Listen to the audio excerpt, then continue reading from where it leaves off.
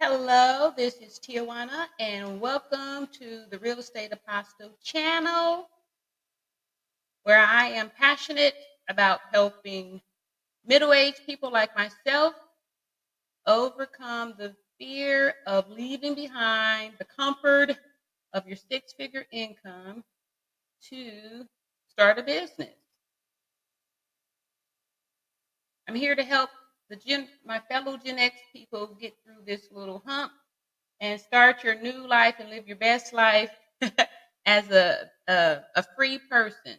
And so what I've been talking about is Turo. Turo is a platform, it's a ride-sharing platform that allows you to rent your car out to people and have your own car rental business. So bear with me one moment while I get the rest of my live set up here. Today's live is going to be lit. It's going to be really nice. I've gathered quite a few fellow Turo hosts, and they're going to come up and talk to you guys and give you a lot of information, answer a lot of questions. So, for those of you who don't know, I quit my six-figure job 2 years ago as a registered nurse to embark upon my quest of becoming an entrepreneur, free from working and just doing my own thing. And so far, this Turo has been the thing that has worked for me, and I'm super excited about this newfound freedom with Turo. And I'm excited that people are interested in it, and it's something that I'm actually actively doing.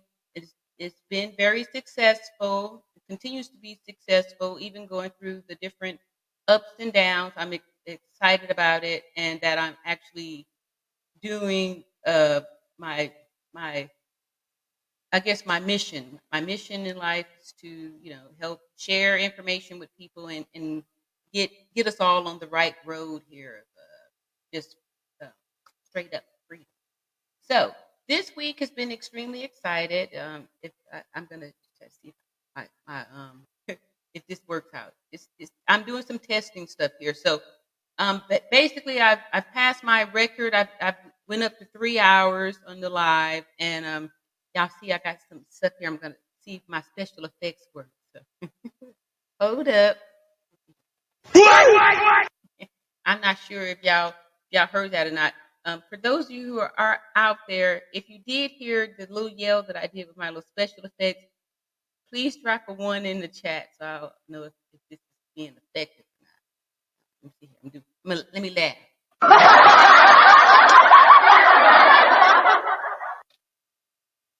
One in the chat if you hear that.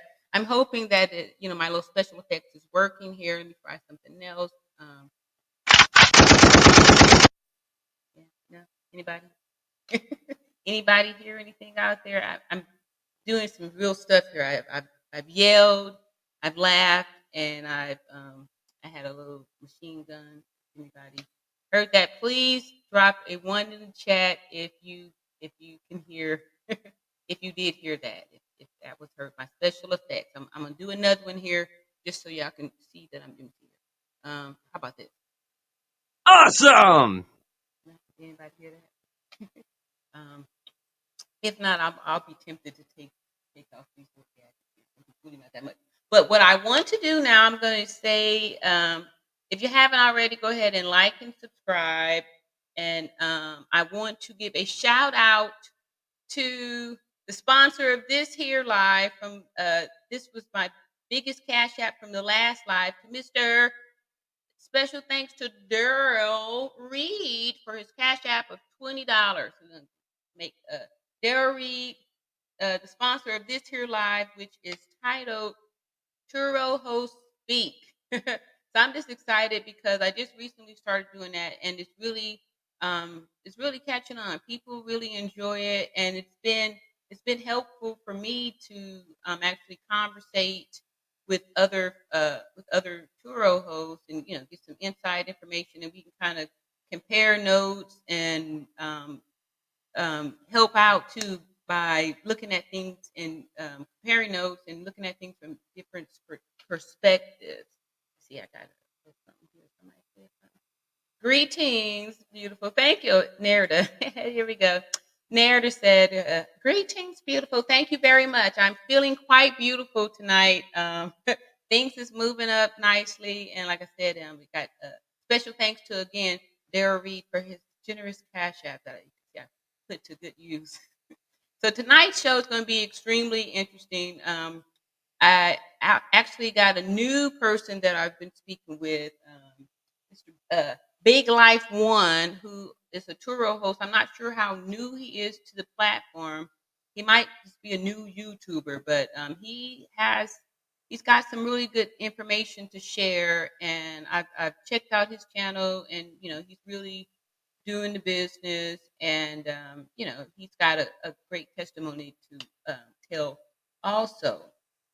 So I'm going to give a few quick updates on what I've been doing with my Turo business. And I'm going to drop this link here for my special guest, Tony Luxury Cars, who has said that he also is going to come because he's got some updates to tell us too about some accidents. And I guess I'm kind of in the same boat too. So I'm going to drop the link here. And this here is open for anybody who have some questions. And also, I may have another special guest who will talk about Turo from a guest perspective. So if that person is there too, feel free to um, hop off on this link here and tell your story, because some people, you may not want to be a Turo host, but maybe it's something that you're interested in, actually renting cars, renting a car instead of like going to an Avis or my sound is off. Okay.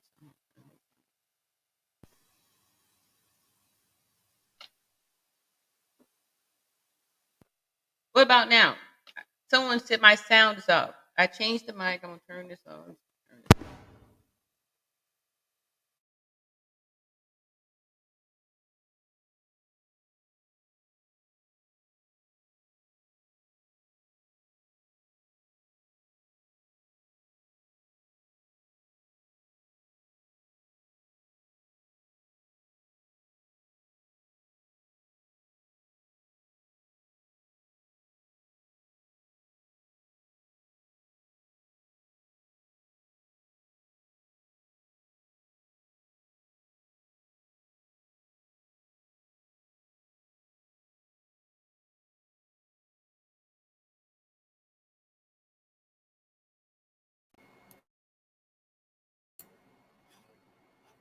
Am I heard now?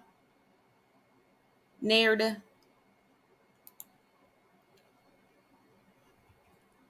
Can can you guys hear me? I see here we got hi from this is Big Life. Okay, so can you guys? We can't hear you.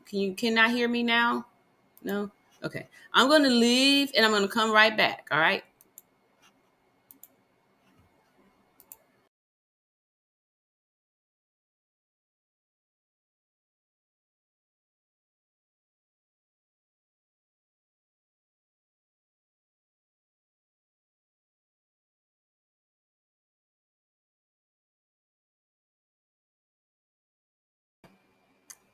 All right. What about now? Can y'all hear me?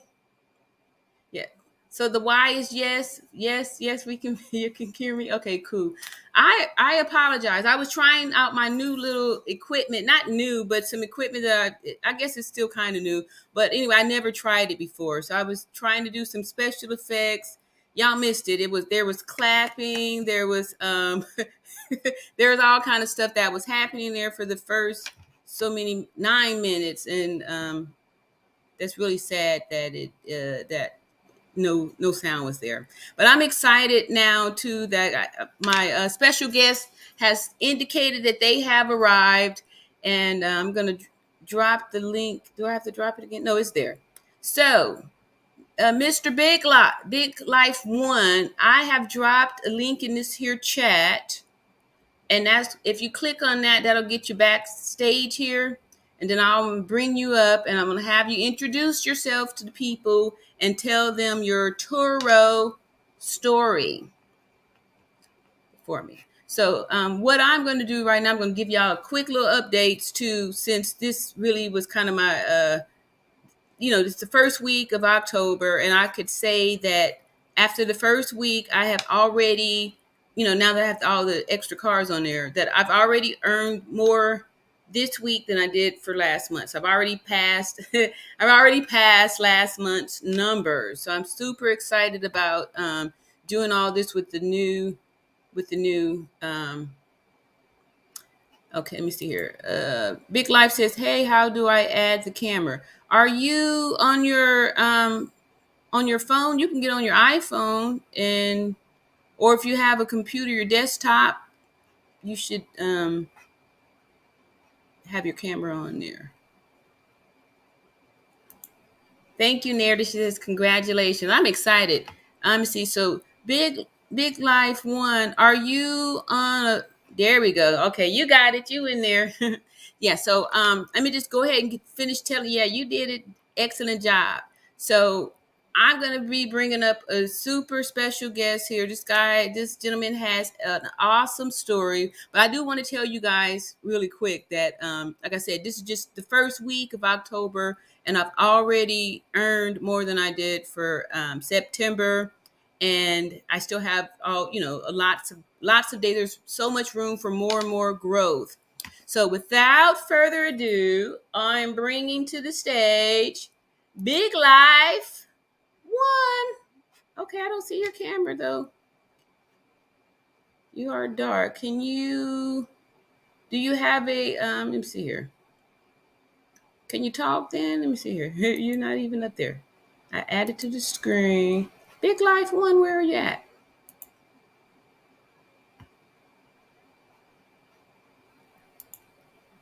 Mic setting. Got you up there. Are you talking? You're not muted.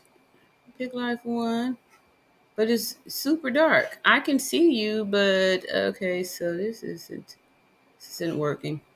All right, how about you leave out and then come back in? We see if we can get you up there, because this is your box here, but it's totally dark. All right, so we're going to give him a few minutes to. Oh yeah, that's better right there. That looks like this might work. All right, so here we go again. Coming to the stage. Without further ado, we got Big Life One. Nope, it's still not working. Why is this not working? How about that? Let me see, try that again. Big Life One. Add to the stream. Can you say something? Let me hear you talk. Maybe I don't know why this is. You're there. No. I don't know. So let's see here. Drop something in the chat. I got you up here on this screen here, but for whatever, it's not happening. It's weird here. Okay, so since this has kind of been a horrible life here, okay, here we got somebody. Let's see if we can add there. Narrator, can you speak? I can speak. Can you hear me? I can hear you. Okay, that's great. So at least I'm feeling like this is working. I'm not sure what's going on with Big Life One. I see him in my backstage here, but his voice is not being heard. So he add the camera. I can see you, Big Life Big One. Life One. Can you look down at the bottom and see if you can see a mic or a camera icon at the bottom of your screen? Thank you, Nerda. And just like I was telling y'all, Nerda is very technical. She's excellent with explaining stuff. So here we go. Right now, she's giving a live tutorial. Okay, well, I'm exiting now. Did he find it? Did it work? No, he dropped out. He said, let me see here. He said, I was trying to come in, but it wouldn't allow me. Okay, let me see here. Is that him there? Big Life One, can you say something? It's still, it's not adding. It looks like it's buffering, actually. Okay. So then maybe it's his internet. Like, yeah, Might be your Wi-Fi or internet something. connection. Oh, well, thank you, Nair. You're excellent. I appreciate you coming up in here trying. So I was trying there. No worries. I'm going to exit now. Okay, I appreciate you for coming up. Okay, so this is my first episode with technical difficulties. So I'm not sure where I'm going to go with this whole little thing. After I'm going to try see if we can do one more time with Big Life 1 up here. And action. Wow. Well, what I could do is I could try and maybe see if we have someone else in the house that can come up here while we give Big Life 1 an opportunity to exit out and try and come back in here. What device are you on? Are you on your computer or your phone? Big Life 1?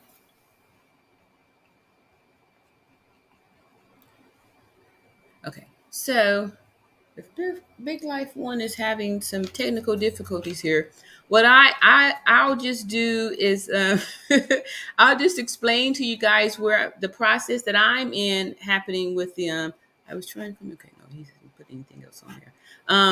With the car. So after finding a collision spot that did the assessment, the backlog or the time that before you can get anything done is like already a whole month. So I'm just grateful that I actually ended up buying the 5 cars because here it is now going on a month, like 3 weeks, and the car isn't even being worked on. It's it doesn't have an appointment until the 26th of this month. So that's like a whole month.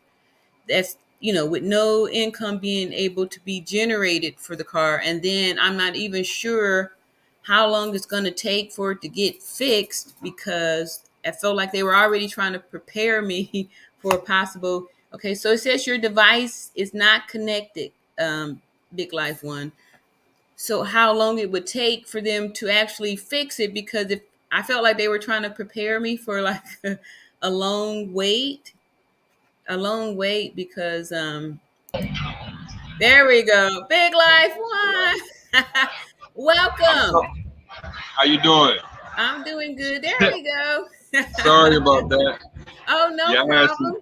I had some appreciate difficulties. you for actually, taking the invitation and actually coming up and just to speak. So if you can, please introduce yourself and tell us when you got started in Turo. Tell us what you're doing with Turo and when you got started, how long you've been in it. Okay, hi guys. I'm Big Life. I started with Turo. I think it was last September. I think it was. Oh, so just a year? And yeah, it's just been a year, and I mean, really hit the ground running. Turo is definitely a great opportunity for us. But you must make sure you do Turo the right way. I don't want to get too deep into that right now. I'm gonna let you go forward, but you must make sure you do it the right way for it to be beneficial to you. I agree. So what attracted you to Turo? Well, I've always been an entrepreneur. I was looking for different ways to add to my portfolio, and Turo was definitely a great way to go. Once I realized that as far as the rental car market, that had kind of like fallen underneath because of the pandemic, Turo opened up for us, right? So this was an opportunity for us to kind of like jump in and really start making some money, some extra money, and getting into the rental car business. Yeah. So where are you located at? I'm in Texas. I'm in Dallas, Texas. Dallas. Oh, isn't that the biggest city so it's pretty city out there where you're at in Dallas? Are there a lot of cars on the platform? Yeah, definitely. I'm sorry, my light is going. I'm out. I'm actually out trying to do this while I'm out. But okay. So in Dallas, we kind of hit a slowdown right? I think about what's this? Because we were in October now. We hit a slow down in July to October. I mean, July to August we hit a slowdown, right? But everything is starting to pick back up now. I don't know really what the slowdown was caused for, but I've been doing pretty good. My cars usually I have 3 cars on the platform, and they usually rent, on a regular basis. I don't really have no problem with them renting, So it's a good market here in Texas for those of you that are in Texas. All right, so a big life is someone a narrative saying you have some feedback interference with your sound. Are you outside? Yeah, I'm outside. Can you not hear me well? Oh, they're saying that there's some feedback. One of the yeah, I'm actually out right now trying to have dinner, but I was trying to I appreciate you. Okay, I appreciate you for coming up. So I'm gonna drop your channel in the chat here too. He's got some really interesting videos, you guys. But we'll just go ahead and if you want to keep participating in the chat, that's fine too. But we'll drop your video, and then maybe I can critique it or just kind of give some information to kind of match up with what you were saying. Let me ask you, when will you be back on? Because I really want to be able to give some information to your followers. Okay, I do Monday, Wednesday, Friday. Every Monday, Wednesday, Friday around 9:15. Okay. Yeah. So Monday probably would be a better time for me because I want to get them to I want to give them all the information I have. I actually ran into a situation that happened this past week that I really want to share with your viewers. Okay. It was and the thing about Turo is, the more you do it, you're going to run into different things. Turo, you have to be very, very careful about doing Turo because one of the things is there's a lot of little quirks that they have that come along with doing this business. Mm-hmm. I want to be able to share that with them. So maybe Monday we can kind of connect on that would be a better time if they can come Feel free. You are welcome to drop by anytime. Okay. All right. Sounds good. All right. Thank you so much. You're welcome. All right. Okay, y'all. I really tried. I tried, and if this young man really has some very good videos and some very good information, and it's obvious that he has really done the work and the research. A lot of the things that he says on there is very true, and I have experienced them too myself as far as he was really recommending the SUVs, which, of course, if you guys have been listening, that's what I, showed too, that out of my fleet, the SUVs really are the ones, the reason why I ended up buying more of those Ford Edges after I had the guest to crash the car was because that was my top book. It was always booked. And, it had multiple trips already on that car. So after I bought the 5 extra ones and, 3 of them being the Ford Edges, the Edges, they really book up a lot.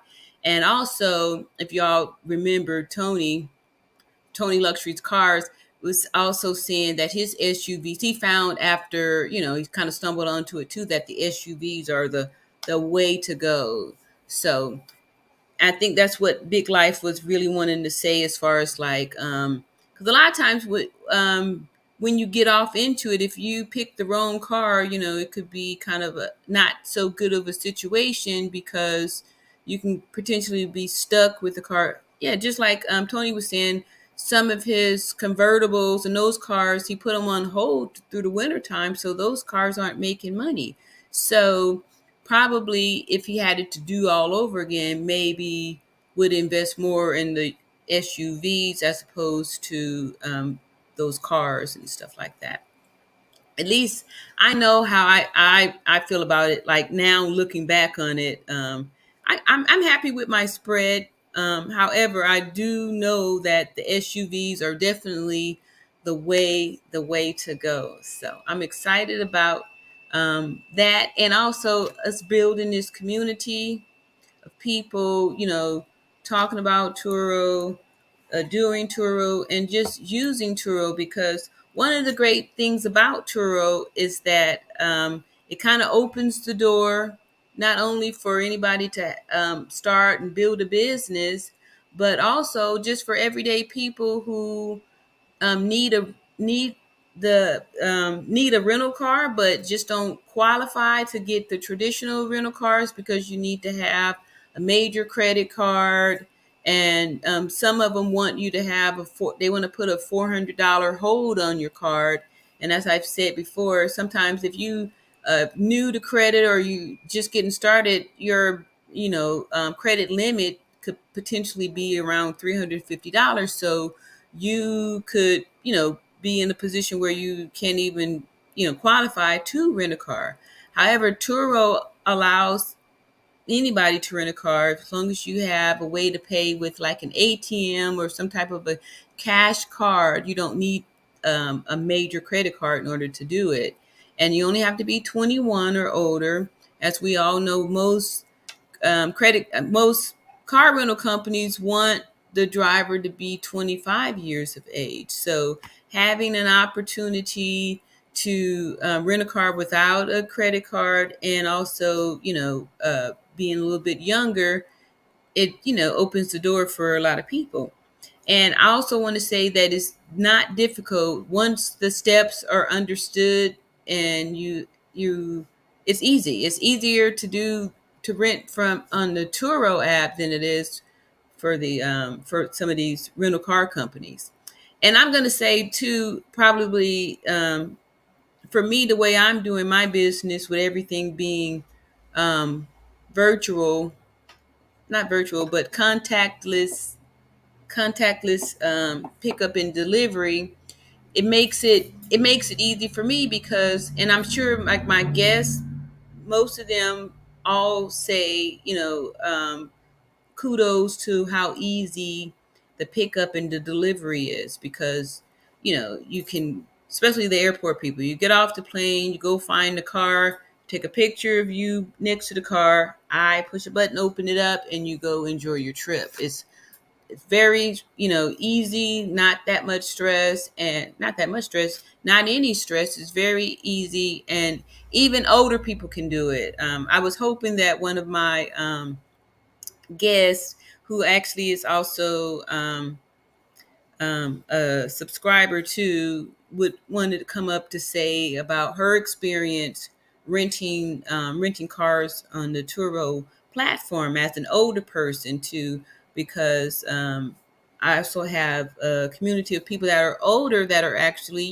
getting more comfortable with these smartphones, and getting freedom to be able to rent the cars on Turo. It's not a difficult job. And I also want to show I want to show my back end here, especially because like I said, this is really awesome that it's working out so good. And I want to show too how things kind of slowed down to not much when I guess I was coveting Tony's whole business plan, his little not little, but what he was doing on there as far as like his prices, his price strategy, and all that to say is that sometimes we need to just stay in our own lane, or do what's working for you, as opposed to coveting what someone else is doing, their success, what's working for them, because that that strategy did not work for me. And not to say that it's not a good strategy, it doesn't work, because obviously it's working for Tony. However, it just didn't work for me. It did not work for me. But I want y'all to see this here. Like I said, it's only the 7th, and and I've already earned for the whole month of what I did in September. So here we go. This here is October, and as you can see, I've already outdid this one here. This is the number to beat, and I've already done it. And I know it's because I added all these cars to it. But as you can see, all of the cars have earned money, have earned some money. Yep, look at there. It's just working, working, working, working, working. And before the month is over, I'm excited because I can't wait to see actually, what's going to, how it's going to end out, like what that number is going to look like with 6 cars on there. And then after my edge gets repaired, and I'll have 7 out there turning these tricks for me, turning over and making this money for me. So ultra excited about that. So let's see, I put up my thank you for my sponsor there. And also let's go ahead and let's put that up there. So I'm just excited because I did have some questions from the last episode. However, I didn't do that. And let me see, where is Mr. Tony, who's supposed to come up here and oh he said this is going to be late. Sorry, y'all. But so here we go. I'm gonna just give you my background on how I got started with Turo. So in June, I was getting ready to, after the real estate thing didn't work out for me, I was a little bit blue and was trying to figure out, I guess I'm gonna have to go back to work and just accept the fact that this whole entrepreneur uh, game or opportunity is not going to be available for me. And that's when I really started to consider the Turo as a real alternative. And so I rented a car on Turo. I just, I never did it before, so I wanted to see what it was like, because my concern was how it was going to happen. Like, how do I meet the person? How do you do it? So when I rented the car, it was contactless pickup and delivery. So the person had to set up where, you get to the car and they had their key in the gas tank. So I was like, okay, that's pretty easy. I didn't have to meet the person or anything like that. However, I was a little worried about if I was going to put a car on the platform and leave a key in the gas tank. So I did a little research and I bought one of those little key holder things, little key box that you see at some of the car lots. Well, back in the day you did, but they don't do it anymore. But it's a little box, a lock box, basically, to do it. So I was getting ready to do it. I was going to use my car, and at the last minute, I just was overcome with, like, a little bit of concern. I don't want to say fear. I don't want to use that word, but I was concerned that something might happen with my car. So I didn't do it. And I happened to be at the Ford dealership with my mother, who was looking to get a car. And then it hit me. How about, I already had the LLC for my real estate license. I mean, asked these guys if I could buy some cars in my business name. I was going to ask to see if I can buy 3 cars. I didn't think it was going to happen, but I figured, just for shits and giggles, let's just see if this works. I knew that I had a previously really, really good job, a career with a good paying job, and that I had good credit. So I always say keeping your credit score good really opens up the doors, because once they ran my credit and saw a check stub, or saw, the money that I was making, it was like right this, they started putting their heads together and doing all the things to get me into the 3 vehicles that I had asked for. And also, what I did was I just explained to him what I wanted to do, and that really helped out a lot. Said I want to buy these cars in my business name to put them on the Turo platform. At that time, the sales guy hadn't heard of it, but another one did. So they all started coming out talking, and I actually pulled up the app to show them, how it works. And so they were excited for me, and they worked really hard, and I ended up getting 3 vehicles that day. And I still was really scared. So I get the 3 cars, and I'm still kind of like in disbelief, like, really? I asked for them, and I got them. You know how sometimes you ask for something, but you think the answer is going to be no, so you don't really, it doesn't really sink in that, it just said yes. So I get the 3 cars. I, figure out how we get them home. and I still really don't know the Turo platform.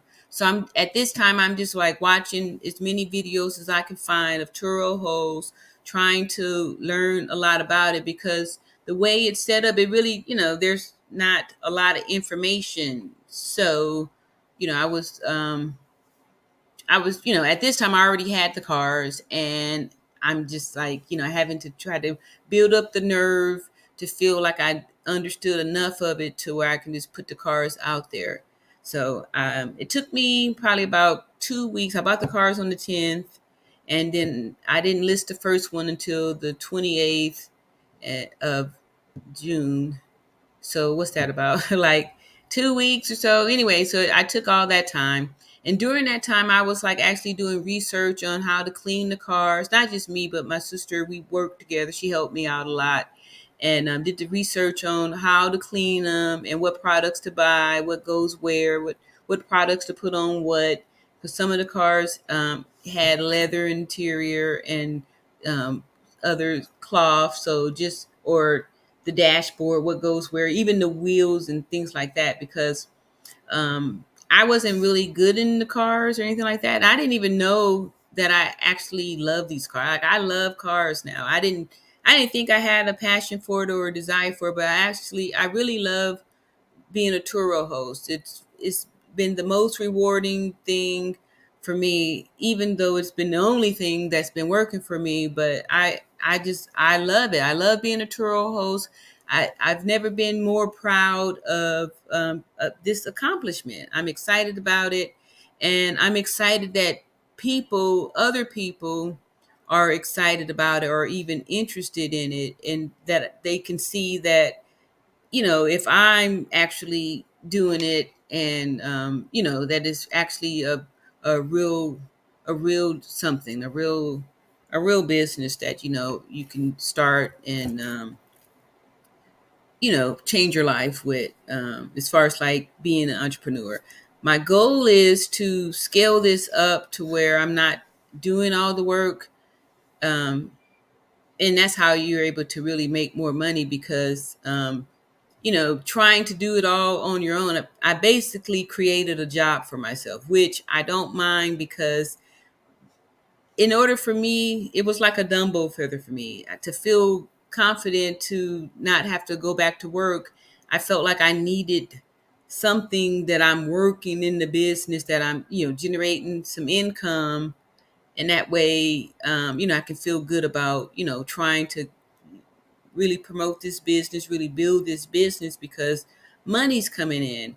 And if you're like me, most of us, we've been kind of programmed to be okay with receiving a check. Like, that's like a safety, a security blanket for us. So to let that go, to walk away from that, it could be a challenge, and a real challenge to do that, because we've been conditioned to, accepting that, you go trade your time for the dollars, and this is how you do it. And I don't, have any issues with that. I just know that when we get to a certain age, and we've been doing this for a while, and we're getting closer to retirement, and you can see that, with how things are and the lifestyle that you've kind of built for yourself, that, retirement and the social security, it's not going to be enough for you to, really, really do it. And then if you're like me, some people,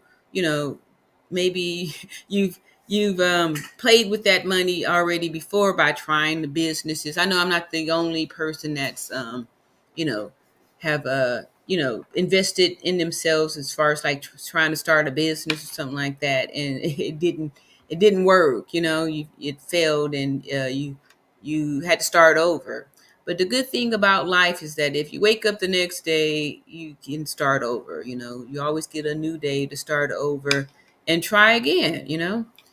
Because if at first you don't succeed, it's really important to just keep trying, because otherwise, if you just give up, then you you're, I don't even want to say it, but it's not good. You just keep trying, because nothing works the first time. You always have to keep trying, because that's how you get better. It's called practice, and rehearsing rehearsing, for stuff. That's how you get it done. So I'm excited. You guys are pretty quiet tonight, and I was expecting for Tony to come up here and finish sharing the details that he put out on his video today, as far as one of his cars getting back. And because I'm curious, because I was thinking that it wasn't going to take this long. I didn't think it was going to take this long. Like, I don't understand what's going on. Like, why are these collision companies so slow? Like, what's going on? I don't get it. But anyway, I did hear Tony to say that his car was in the shop for a month too. So that kind of makes me feel like maybe the month that I'm waiting before it even gets to the shop, and then I'm going to have to wait time after that too, because the guy, the collision dude, said, well, if we have to wait for a part or wait for this door, like, it was almost like he was preparing me for the wait, like, and then for my convertible, they were like, well, we don't work on these rag tops. So now I don't know if anybody knows anybody, any collision people, it would be extremely helpful, because I'm not even sure. I haven't even found anybody to work on the Mustang yet. So that's like another little slow process. One of the reasons why I was thinking of, scaling was to be able to give myself more time to handle the business stuff, because I'm doing all this work cleaning, and these cars are, it takes a good little minute to clean. So I'm going to I'm going to like calculate the money and see if I don't come out cheaper by just getting a membership to one of these drive-through car washes, and see if it's not going to be a cheaper experience, or even if it costs around the same, it may save me a little stress, because it's not going to take as long. So I don't know, that might be helpful, because when the cars need to be washed, and if I'm doing it, like, that's the most important thing, because if that's not done, then it can't be ready for the next guest. And I don't want to be in a position where, I can't get service the next guest because the cars aren't ready. So, washing the cars, it takes a lot. It takes a lot. And, if I could, save some time there, then it'll allow me to, be able to do some more stuff, because, like, I wanted to really do a little bit more research and try to find somebody to work on the convertible. However, I got these bookings, so, and I want to keep my good 5 stars, and two, it's how I get paid. So the cars being clean and ready, is very important. So, like I said before, I know that I was creating a job for myself. However, I wasn't planning on keeping this job. I want to be able to do it so I can show, be a one woman show, so I can show to someone else how, you can have your 6 figures by managing 10 cars on your own. And this is how you do it. So far, I'm only managing 6 at the time, because I got one that's crashed out. But I'm pretty confident that I could handle 10 cars, by myself. So, like I said before, when I had 4 to turn over and go back out in the same day, what you do is, as a host, you just look at your calendar. So I'm always looking at my calendar until all my cars are out. Then I'm not worried about looking at the calendar, because the cars are out. So I know that that's kind of a day off. Like today, I had a day off. And actually, I'm off until morning time, because cars will start coming back tomorrow. However, they don't go back out until Monday. So so I still have kind of a leisure day. So what I do is, when the cars come back, the first thing I do is get them washed. Even if they don't have a trip booked for the next day, I'm washing them, and so that way, if I do get an instant booking or something like that, the car is ready. Because it's a lot. It's very stressful if you, like, say you get the car back and it doesn't have a trip. That car doesn't have a trip, and you say, okay, I have time to do this, and you neglect to wash the car. It would be just your luck that when they do call the book, and now you have to stop whatever it is you're doing to go try to quick rush to get the car ready. When if you just keep things ready, to stay ready so you don't have to get ready, is a really good philosophy to have, because for the most part the cars book. So which is really one of the great reasons why I was excited to have this type of business. Like, for me, I don't consider myself a salesperson, so having a business where I'm having to close deals and stuff in order to make money is not something that I'm really interested in, because I'm not a closer. I don't do any of those things. And the good thing about earning money on with the Turo is that I don't have to sell. Sometimes I may post a link on my Facebook business page or something like that if cars haven't been booked yet, and that works. They'll get booked right away. But for the most part, I don't have to do anything, so that works for me, because I don't have to do anything, and the cars are getting booked. So I'm providing a service. Like I said before, I'm not a salesperson. That I discovered that I am a service provider. And that's what, this Turo thing allows me to be, a service provider, which is, cool. So I don't stress out about, okay, I need to try to convince somebody to make or buy something from me, when the people, providing the service feels good, because I'm feeling a need. There's definitely a need. Like I said, I had a guest who had already had their plane flight to come to Montgomery, and they were supposed to rent a car from the one of the car rental car companies at the airport. However, the day before their trip, the car company canceled their reservation. So imagine the stress of, okay, your plans are already here, and now you don't have a car. Like, I can't even remember when that was ever a problem. Like, what I mean, like, Turo was new. I just found out about it. I just, my first time to rent was this May that just passed. And, so I've used rental car companies frequently. Whenever I travel, I always having a car is very important for me. So just this newness of this platform being out there, like, I never was ever canceled. Like, a reservation of mine was never canceled. Like, I never worried about, oh, I need to book early with Avis because they're going to be out of cars. Like, I was never told or I never had any problems with renting a car. Like, cars were always available. You had choices, selections, and all that stuff. And like now, the cars are not available. There's a shortage of cars, or they're making it a shortage by, like, not having everything available. Actually, it really doesn't matter why it's a shortage. There is a shortage. There's not enough cars, so it's a good thing for us small business people, because it allows you an opportunity to start the business. And the great thing about this business is that the startup is very low.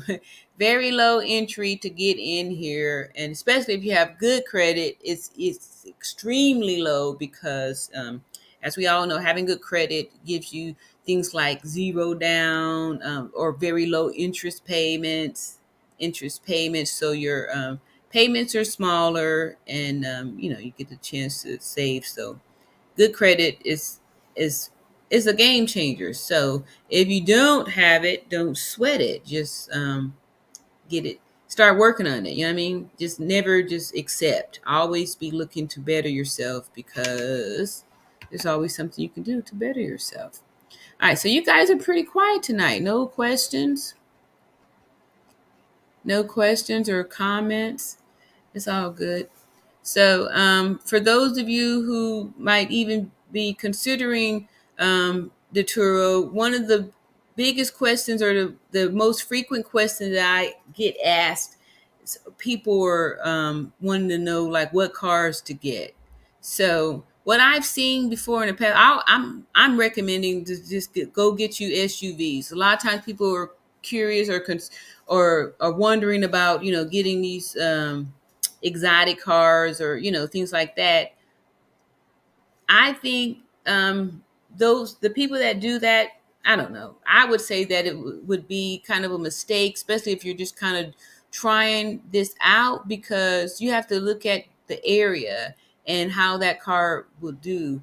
Of course, in every area, it's always going to be somebody who could, go for that. But those cars don't get rented out as frequently, and if you start trying to drop the price just to get it rented, when people treat it like it's a rental car, because that's what they're going to do, it may not be the greatest feeling, when people are dogging out your vehicle, or you might feel stressed out that it didn't get rented out enough, and now that you're stuck with this payment or car that's not, it doesn't work for that area, it could put you in kind of a bad space. So thinking about the type of car that you get is ultra important too, especially if you're going to have payments, and because the the lenders aren't going to care that if the car works or not for you.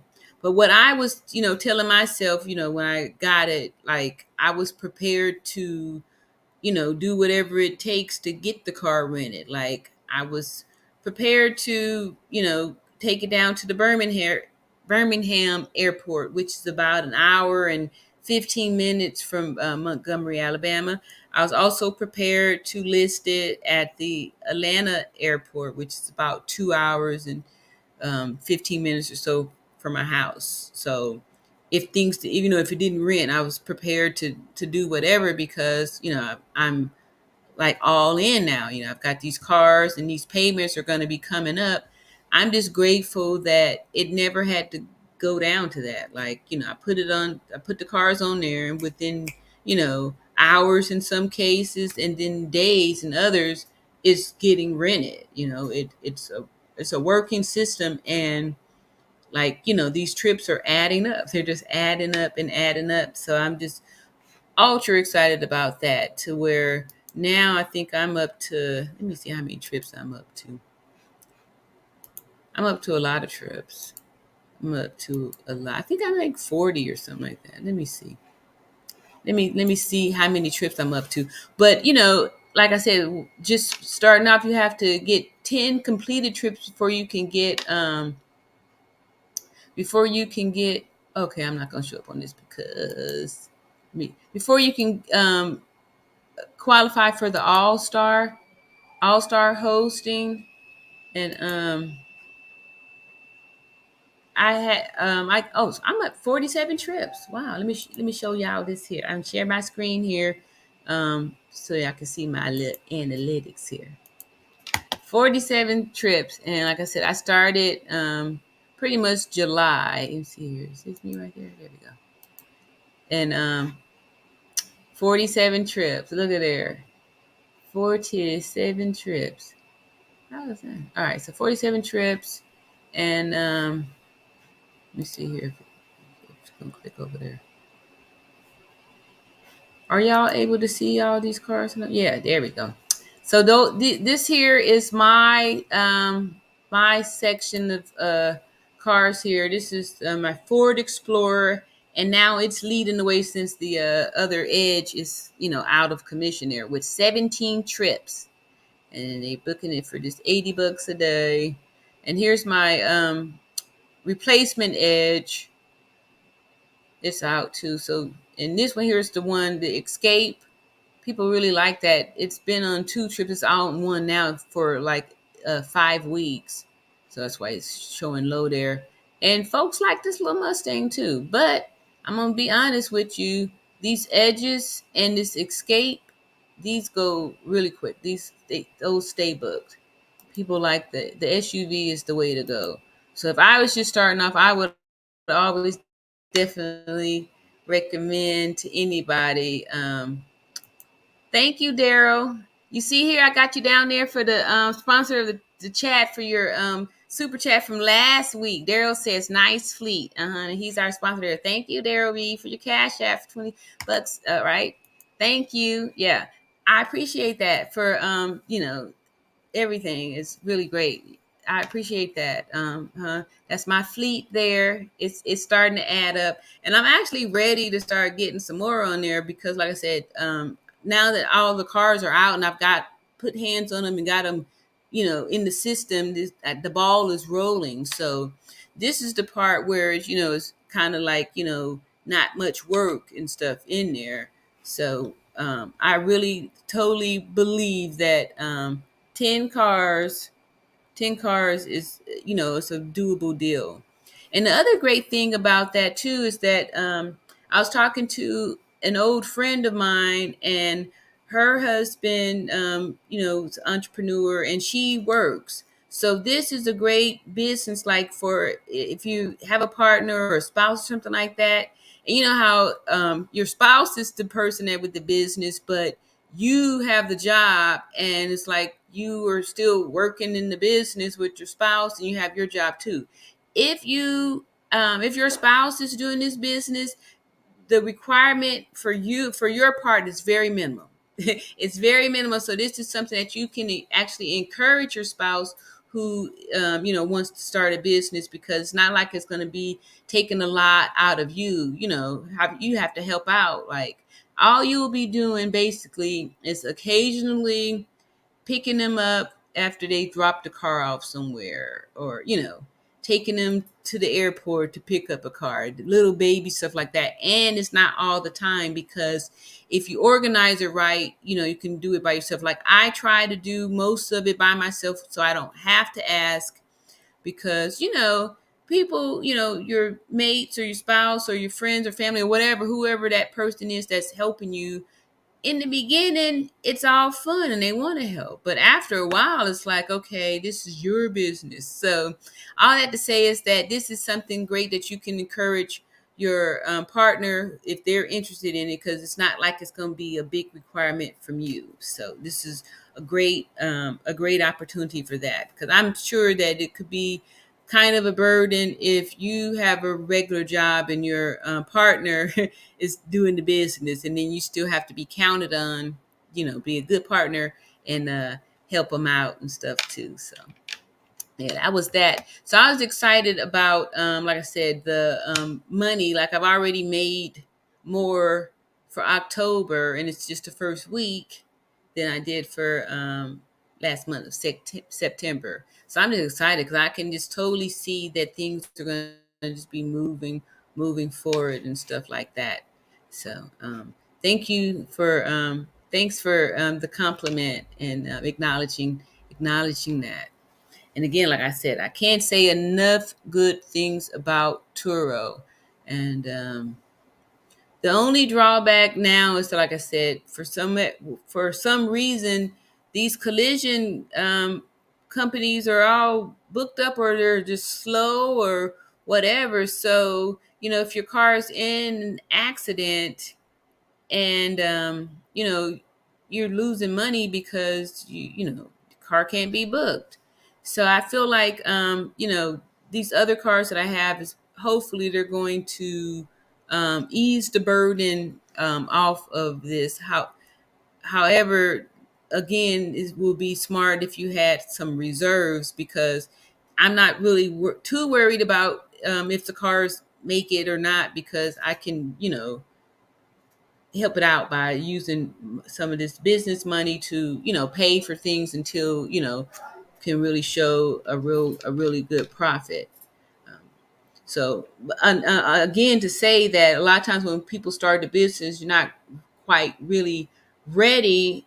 These kind of things could totally boom, just kind of take you out, because you weren't ready for that. You weren't ready for it when it happened. When the thing happened, you didn't have the money to pay for whatever the thing is, or you couldn't afford to not make any money off of the car for a whole month. This is a whole month before it's even been touched, so not only do I have to make the payment and insurance on it, it's not doing anything to help out. Like it's just not doing anything. It's it's not doing anything. It's not contributing. It's not helping out at all. But these are the breaks. These are the things that happen in the videos. So it looks like I don't know. Are you guys able to, am I still coming through pretty clear? I look like I'm kind of breaking up here. And you guys are quiet, so I don't have any questions, anything like that. Was it anything else that I wanted to say? Um, QuickBooks. So again, like I said, because I've been so busy doing the actual cleaning and prepping and moving the cars and everything around, one of the challenges that I've had. Thank you, Daryl. He said I'm coming through clear. Appreciate it. One of the challenges that I've had is taking the time to like do the desk day and make sure that the my QuickBooks are in order and stuff like that. I didn't really have a lot of business experience. I've been a nurse my whole adult career, my whole adult life doing that, and maybe 10 years ago we started charting on the computer and stuff, but before then everything was was handwriting and stuff, so I don't have a whole bunch of experience with this technical stuff and all like that.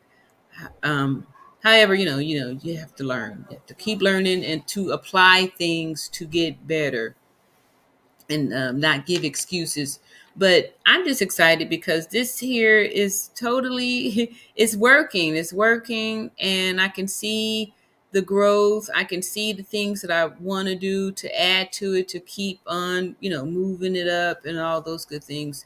And it feels good to be able to honestly talk about it and show people how, I don't want to say it's easy, but it's really not that difficult. Even the days when I'm working hard, it's still not a 12-hour hospital day. So I'm just super excited about that. I don't mind the work at all. I really don't. I actually enjoy it because I like looking at the cars, looking, all shiny and clean and stuff like that, and knowing that, I actually did it. It feels good. I take real pride in it. I really do. I really do. I'm proud of myself for that too, because like I said, it wasn't something I thought that I was going to be interested in. And getting back to the point I was trying to make earlier, as far as like the low entry. Okay, so if you're trying to buy, some income property, some rental property or something like that, for the most part, you're going to be, they want you to have 20% down because, it's what it takes. And 20% down could, be several thousands of dollars and stuff. So you're going to need that. And then just the down payment is not enough. You're going to need to do things like, fix it up before you can rent it out. So it could be pretty expensive to get in the real estate game. And if you are new to it, even me having a license, the reason why I got my real estate license was because I wanted to know, actually, I always feel like, you have more confidence when you have education in something. So I felt like, if I get this real estate license, that I want to be a real estate entrepreneur, that it was going to be helpful to me in that fashion, because at least I understand it. I know what's going on, I know the rules and all that stuff. But buying and selling real estate is a lot different than being a real estate investor. There are some sharks out there, and these people will get you. So let me see here. Daryl Reed asks, do you suggest we create an LLC for our Turo business? Yes, I suggest you create an LLC for any business, because in order to be able to get all the benefits, like business credit and all those things, there you need to be a real business. So a lot of times, people will start the business, but they won't, start it the right way. So you'll be missing out on all of the benefits of having a legitimate business, and you won't be putting yourself in a position to get sued or to lose your personal assets when you are, running a business on, in your personal name. Even if you've got a name, whatever, for it, if it's not a legitimate business, you're still not covered. So I do suggest and highly recommend that before you do any business, just get that LLC.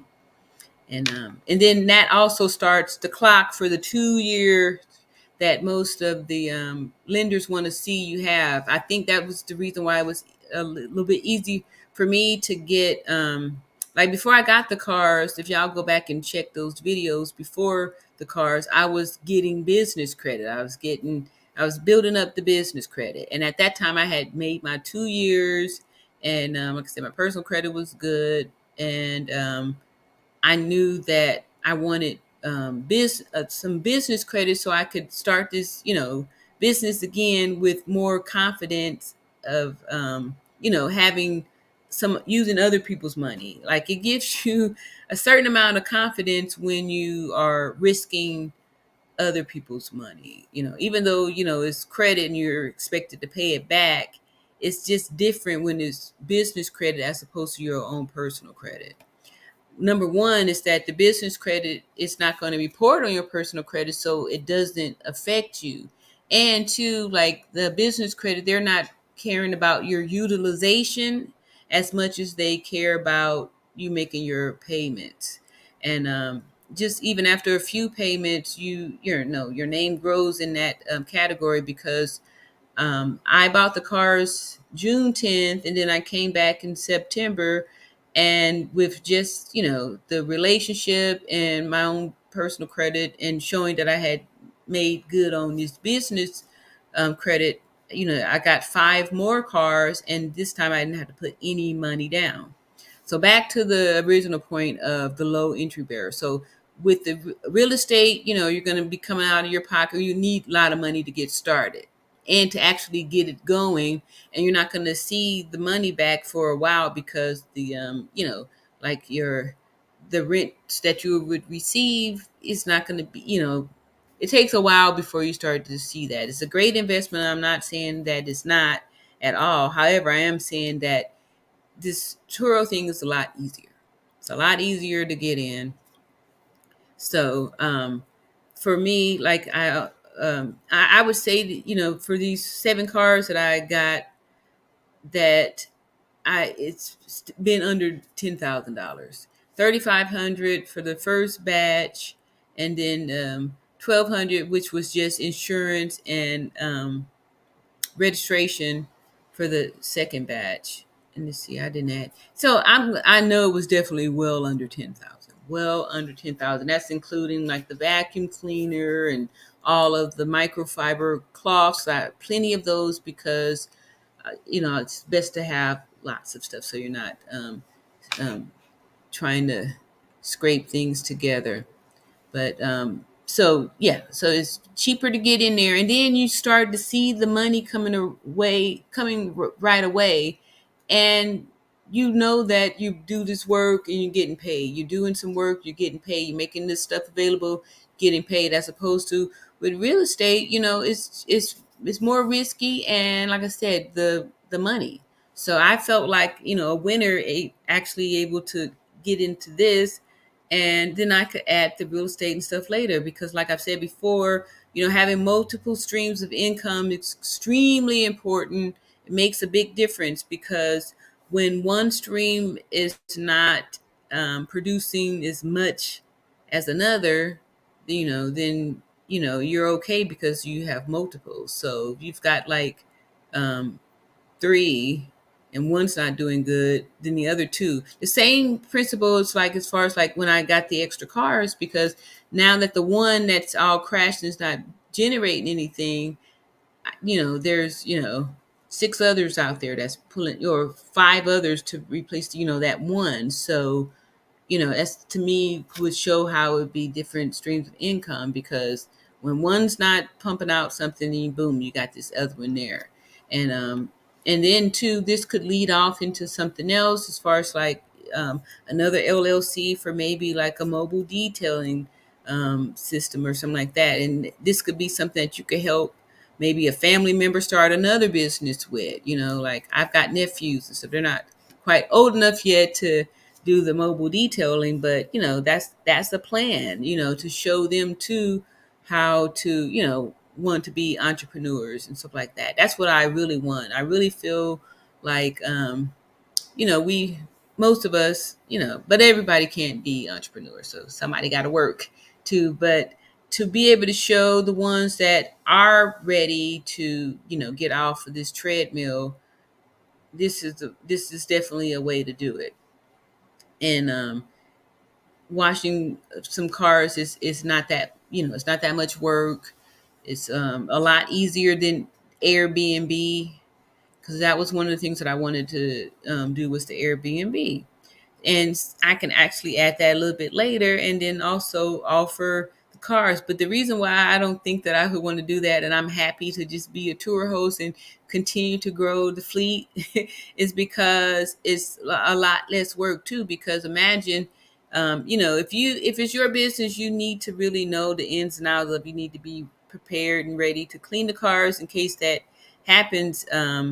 Because if you say you started it and you hired that out, you hired somebody to clean cars, what happens when that person doesn't show up to work and you've got, you know, cars that need to go out, but you have a problem with cleaning cars? You know what I mean? So sometimes you got to look at it like that too. That's why I don't think I would want to do the Airbnb, because if housekeeping, you know, is lacking, and sometimes, especially nowadays, it's very difficult to find people to work, and then not only just to find people to work, but to find people to do good work, you know, because I don't know, sometimes people don't really want to work. So if I had an Airbnb and I had housekeeping issues, I don't I already know that I'm not going to be willing I'm not going to be willing to go over there and clean the house. I would I would cancel your reservation. They probably say something negative. Like if you cancel a reservation on Turo, they put they send a message. I haven't had that happen because I've never canceled a reservation, but I've seen it on other people's sites where it'll say the host canceled this trip, you know, such and such time before the trip. Like they'll say that, and it looks bad. So um, but that's why I wouldn't want to do the Airbnb thing unless I had like a really tight system for that. Because if the system is broken, or if, you know, like the housekeeping's not there, I already know that that's not something that I'm willing to get off in there to do. I'd rather cancel the trip before before I clean the house. That's just not my cup of tea. But so I don't know what happened to Tony. He's MIA. He did say he was going to come up here and give us an update on his cars, but that's my update from what happened with me. Money's coming good. I'm just waiting to find waiting for the white edge to get repaired so he can get back out there and start making some more money. Let's see here. Who is this? Only Way's Right. Only Way is Right 00 says, where do you park your cars? Okay. So that's a very good question. Okay, so when I first when I first got the cars, of course, I brought them all here to my house and got them all cleaned up. And I was trying to think of, you know, a drop off spot because I didn't want people coming to my house. So there is a little local Office Depot, it's a little strip mall with, you know, a few little shopping things up in there. And so I park them there at a little public parking spot, and that's where I park them. But for the most part, you know, they're just there until they get picked up, and then when they drop them off, they just drop them back off there. And I have that there. That way the people aren't coming to my house. It's about a mile, maybe 2 miles away from my house. So when I drop the cars there, I get an opportunity to get a little exercise when I run back to the house. But yeah, I keep the cars parked at a little local shopping center which I would definitely recommend to have a space, a place to park your cars that is well lit and it looks safe and that people would want to go to, because I'm not sure if you guys remember. I think it was Wednesday. I had Tony up on here, and I was reading over some of his reviews, and somebody had made a mention to the he has his cars in a like a storage unit, and so somebody made a mention to the location of that. So keep that in mind too. That people want to see in like a safe, well lit area or something like that. So a little local shopping center or something like that. I would recommend that because I'm kind of doing it as a pirate. You know, I'm kind of stealing the parking space because I don't have permission to do this. However, I feel like if it's a big enough public parking space, you know, you should be able to get away with it, as long as you're not just like, you know, like I said, my cars aren't there for too long because they're being booked out. And then when they do get brought back, I take them home, clean it, then I just go ahead and drop it back off there too. So but that's what I do, and I would recommend that too, to find a cool little spot that's not too far, and you know, it's clean, and it looks safe, it feels safe, that people wouldn't mind to go. All right, another question from Only One Way is Right says, do you cover them after you clean them? One last question. What do you think about vans? Thank you very much for your time. Okay, you can ask as many questions. I love these questions. Okay, so question number one is, do you cover them after you clean them? I do not. You know, it was funny that you asked that because just today I was driving home and I saw a neighbor had a car with a cover on it. And I was thinking that might be nice because one of the cars, after I sat it there, it stayed there for like 3 days, and then it got booked to the airport. So I went to the drop off spot, picked it up, and brought it to the airport. And I had to take like a kind of a damp one of my little microfiber cloths, a damp one, and kind of, you know, dust it off a little bit because it did get dusty. So a cover would have come in handy. However, for the most part, usually they kind of book right after each other. So it may be like a day, maybe two in between the next time it goes out. However, I did notice that when it was a gap in between, like this, like 3 or 4 days, that sometimes I felt like I should have just went on and washed it again. But yeah, it does get dusty a little bit dusty. A car cover, yeah.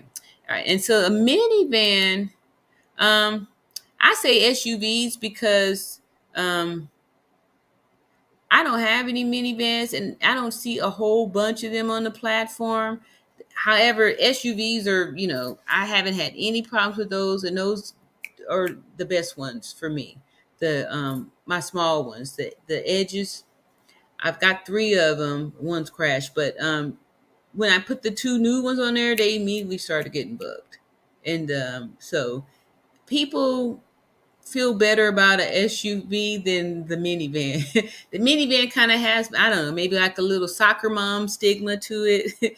And, you know, people or guys, I think men tend to think it's a ladies, kind of a ladies car, mom car, a minivan, a mommy mobile. So, I don't know. I would look in my area and see how what that looks like. If you're thinking minivan for like the to be able to seat more, when people want to have more seats, they do that would be a reason why they would rent the minivan. However, you could do something different, like, you know, my Ford Explorers, they have a third row seating.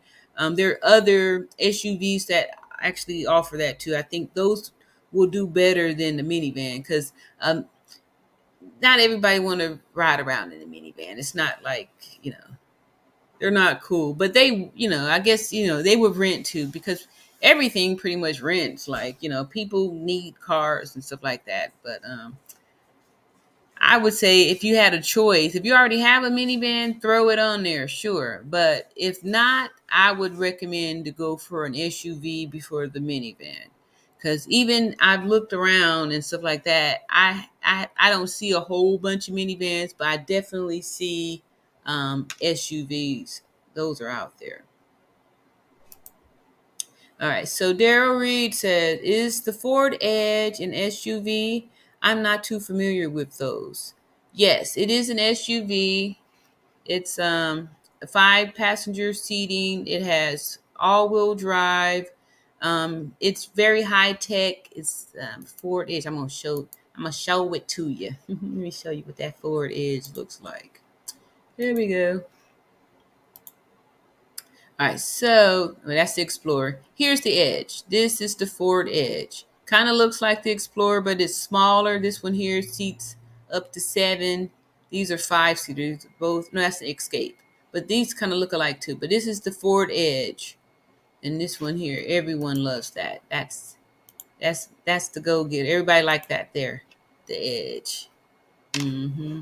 And Ford really makes a really good car. It drives well. I really enjoy the Explorer to take it out. Have family in there because of all the room. It has the captain's chairs in the middle, and it's very comfortable and drives. It's got a nice little. It's very comfortable. Thank you, Daryl. He says. Nice. Thank you. Yes. That car there was the one that started me, to have to get more because like I said, that was the one that the guest crashed and it was the one that was just boom, boom, boom, getting booked the most. And still now people really like that car. So, because men, I think, would prefer to be in an SUV than a minivan. I don't know. This seems like when you see minivan, you think mommy mobile. I had a minivan when my kids were young, so and I used to call it the mommy mobile. But I think the SUVs are more versatile and more people could use it.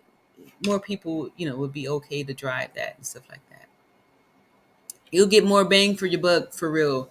And like I said, we can just comparing the stories and stuff from my guest Tony, who says his convertibles and those cars are put on hold. So that means like for a season, those cars aren't generating any money. So, that's why I'm saying check your area and stuff first. Like I think Tony is kind of like me too. We kind of like just leaped off into it first, and then we kind of like putting the pieces together, afterwards, like sorting it out later. So, you know, everybody do things differently. I'm more for leap in there too and work it out later, which is not a great way to do things, but it works for some people. Sometimes you could just spend too much time really overthinking and analyzing stuff. It says, "Thank you for your answers." Oh, yeah, you're definitely more than welcome. Are you considering maybe starting off into this Turo business? Only one way is right. Because I'm still enjoying it. I'm still enjoying it. And then everybody that I've spoken to, earlier, we were hearing from Big Life One. He's got a nice channel too, and you can see what he's doing with that. And I really believe his mindset too, this whole entrepreneur mindset that people will look and find different things to make it work. And this Turo is a great addition to whatever it is that you're doing, be it Airbnb or even stocks and things like that, because it's a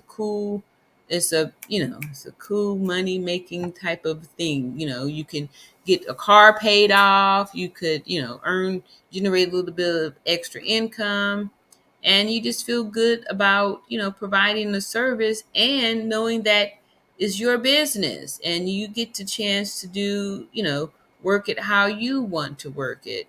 And the other thing that I'm super excited about is being able to play around with it, like how when I saw that trying to copy off of Tony and hike the prices up was not working because it was like crickets. I didn't hear. I was used to getting a booking every day. Every day I'm going to get some kind of a booking, sometimes two.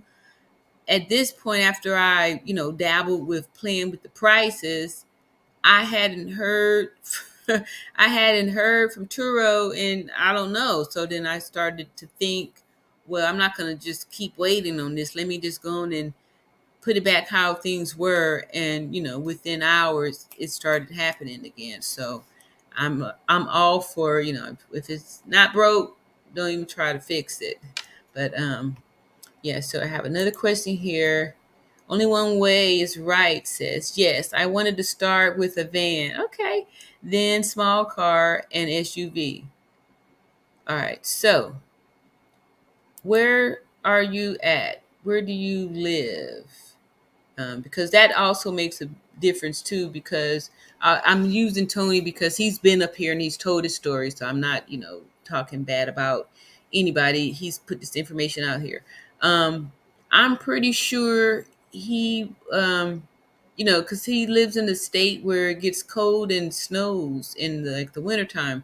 So he says that he has to hold certain cars off because where he lives at, like the all-wheel drive, those are the vehicles that are needed, that to work there. Those are the vehicles that are needed because of the elements, right? So now, why would you, maybe knowing that, you wouldn't want to get vehicles that aren't appropriate for the area. So, oh, Nashville, okay, that ain't too far from. I'm in Montgomery, Alabama. Nashville. Let's see. I'm gonna peek at and see what's happening in Nashville. It's an awesome way to find out about Turo. You go to the platform and you type up a city. Let's put it here, Nashville. Here, Nashville, Tennessee, and let's just see what's happening in Nashville. So I'm going to share the screen. I've just clicked on to Nashville, and we're going to see what's happening in your neck of the woods. And this will give you an idea if it's smart to go for the what kind of the cars that you're thinking about, or what. All right, so here we are, Nashville, Tennessee. We can see at the top of the list here this here Toyota Avalon. Okay, so these are cars. So, like I said, every area is different. So some places may be car heavy, but look at this. So they have the app on here. That means usually if you have the app, you'll be first on the list because these apps here allow guests to be able to use their smartphone and come in. All right, so this Toyota Avalon is going for $78 a day. It has had 22 trips, so that's a pretty decent amount of trips there. And here's a Maserati. It's only had 3 trips, and they're asking $142 a day. All right, so here's the Jeep Compass, and you can see, these aren't even all new. This Jeep, they're asking $38 a day, and it's had 32 trips. So, all right, here's another car, SUV, Jeep, car. So it looks like I don't see any minivans. So that here's something. This is some kind of a wagon. That's not necessarily a minivan, but yeah. So your van could work here. It's definitely not saturated with it. So it looks like it's more. Well, here's a few more SUVs, but it's pretty car heavy here. Pretty car heavy in Nashville. Oh yeah. Okay. Wow. And it's a good spread too. Like here's a 2013. So if you got older cars, they can go in there too. Um, yeah, they've got. Yeah, I don't see any minivans. You could possibly be in a good little space here. Okay, here's a Corvette. And they want $299 for that. And look, it's had 12 trips, so people are paying. They're paying that for it. Here is a Cadillac Escalade. It's had 35 trips. This here I know has the third. I think it has third row. People like those there. But look at that, 35 trips. That's good trips there. So yeah, Jaguar. They got some exotic cars up here too. It's a good amount. A good amount of cars. Yeah, so you can, yeah, go ahead and get your minivan. You said a minivan, a small car, and an SUV. That's a good spread for your triplets right there. That would be a good spread. And I don't think it snows in Nashville. It gets cold though, but it doesn't snow, correct? SUV and car heavy. Yeah. Yeah. So, you might have something with that minivan, especially, you don't see too many of them there. And there are people that's like they own there looking for a minivan. So, you could have that population, especially since it's already pretty much with the other ones, cars and SUVs. So, yeah, you might be on to something with that minivan. Go for it. Yeah. And yeah, Nashville is a good little traveling town too. People go there for the music, and there's some things there. And then too, a lot of the times there's just people out there that don't have a car and they need a car.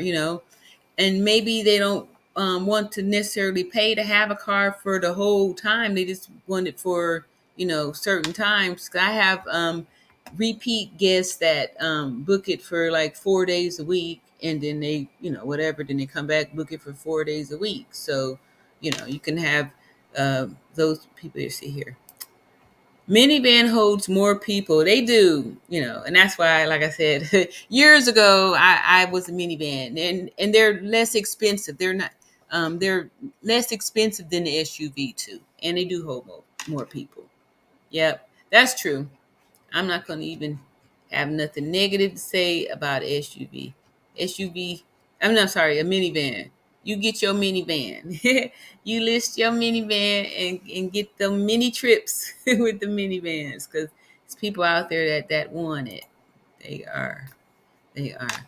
Yeah. So I appreciate y'all's questions and stuff like that too. But definitely, I would recommend to get on that Turo site and just look at the cars and stuff. Look at the trips and look at the host. Click on there and look at the host and see how many cars they have. Like, are these people mostly with one car, or are there other people out there that have multiple cars? How many trips do they have? And it looked like most of the people here, not too many straight 5 stars. Everybody got 4 point something. Not everybody, but there's a lot of 4 point something. But it looks like a good amount of cars here in Nashville, but they're getting booked. They're going out there, they're getting booked. And I like your plan, Mommy Mobile. Yeah. Uh-huh. Yeah, more people they like that Mommy Mobile. Yep. I know yeah, the Mommy Mobile. But people do like it and stuff like that. It's all good. It seats a lot of people, and like I said, it's easy on the pocket, so that's always good that it be easy in the pocket. So yeah, and then two, that's a great spread right there, and I think that's kind of like what the salespeople at the Ford company was trying to do for me when I first started. They got the small SUV, the big SUV, and then the sports card type of thing. And now my other little Mustang. People like that too. Now we enjoy renting that to kind of zip around in. So it's definitely a market out there, and it's definitely a need too, because for like the people that are the travelers, some people travel for work too, so I get some of those folks that they feel this is easier to rent for me than to go to the Avis, where you have to go to the counter, fill out paperwork, stand in line, and et cetera, blah blah blah blah blah. When if you book on this Turo thing, you just go and click and get in there and go. You don't have to do anything, fill out any paperwork, wait in any line, you just get the chance to go. And then the great thing when it's time to leave, especially the airport people, you just park it and go. You get to park and go. You don't have to worry about getting there extra early to check the car back in, to do this to before you miss your plane or anything like that. All right, so only one way is right says, do you have an age restriction on your Mustang? I do not. I do not. Let me tell you why too. Because okay, so I've had two Mustangs. The first Mustang, the convertible and all that stuff, I pretty much removed that off of it quickly because I wanted to raise the age to 25. I thought 21 was too young for that car. I just don't know where where that button is at or how to change the age restriction. And for this other Mustang, it's not as special um, as my other one. It doesn't have the big engine with the super turbo boost and all that other fancy features. However, it's somewhat sporty. But honestly, I just don't know. I don't know where on the dashboard or how to make that happen. And then too, I was thinking, really, I just didn't really know how to do it. And then I felt like I don't know. I really don't know how to do it. And I felt too like, the good thing about Turo is that it opens the door to, to let regular other people rent. That you don't have to be 25 in order to rent. So, yeah. But no, I don't have that restriction on there. But partially, I would say 90% of the reason that it's not on there is because I honestly don't know where it's at. I see it on there, but I don't know where to click to where I could, raise it or change the limit on that. Because like I said, I did prefer to have a 25 or older for that car, but that is not the case. It's not the case at all. Yeah, so I'm excited for all the people that are interested in it too. However, keep in mind too the pros and cons of like the type of car that you buy. Not only the type, but if it's going to be a used car or a new car. Like these are all things to think about. I got all new cars because they came with a warranty, and then too, like I bought the cars in my business name, and the finance companies weren't going to finance for a used car in the business name. But if I got in the personal name, I would have been able to, get some used cars. However, I didn't. One of the reasons why I didn't want to do used cars was because I'm not mechanically inclined at all. I know how to put gas in there, yes, and I could read the lights and stuff like that. However, I'm not going to know what any of the lights mean. So I want to have things set up to where I could, it's all set up and, it'll be handled, be handled because I don't want to learn about trying to handle it or any of those things. I just want it, to be handled. And then I didn't want to have the stress of worried about if the car was gonna, make it for the trip. Because if I'm offering unlimited miles, I want to feel comfortable, and I want a guest to feel comfortable that they could, safely drive the car wherever it is they want and need to go without having any worries. And I was just concerned that having used cars that when and if anything were to go wrong, I would be, chasing behind trying to get it up and drivable, like, and then still waiting for the next thing to happen. And hopefully it didn't happen when the guest was out of town or, somewhere far away with the car. And then I didn't want to, if things were to go wrong with it, when I go to try to take it in the shop, hope that they don't see a lady come in there and be like, oh, here we got us a nice little sucker, and hope that I don't get taken advantage of because I'm a woman trying to do this, working on fixing the cars and stuff. So that was the other reason why I definitely wanted something new, was for those reasons. And also the automation that is offered in the new cars, like the Edge, it's got this nice little touch screen on, everything. You're going to have the Apple Play, the Android Music Play, all of the features are there, with the Wi-Fi, all those things that you won't find necessarily in an older vehicle. So that's why I wanted to have the new ones, and then two, the new ones will mostly come with a GPS tracker. And let's see here. So it's very honest. Yes, I'm gonna be honest. I love honesty. I really do. I'm an honest woman, and I really respect honesty. Right, just tell the truth. Right, even if it hurts. Sometimes, the truth hurts, but at least it's the truth. That's how I feel. Anyway, so where was I at? The point is that there's a lot less to worry about. I also have a maintenance package on my cars too.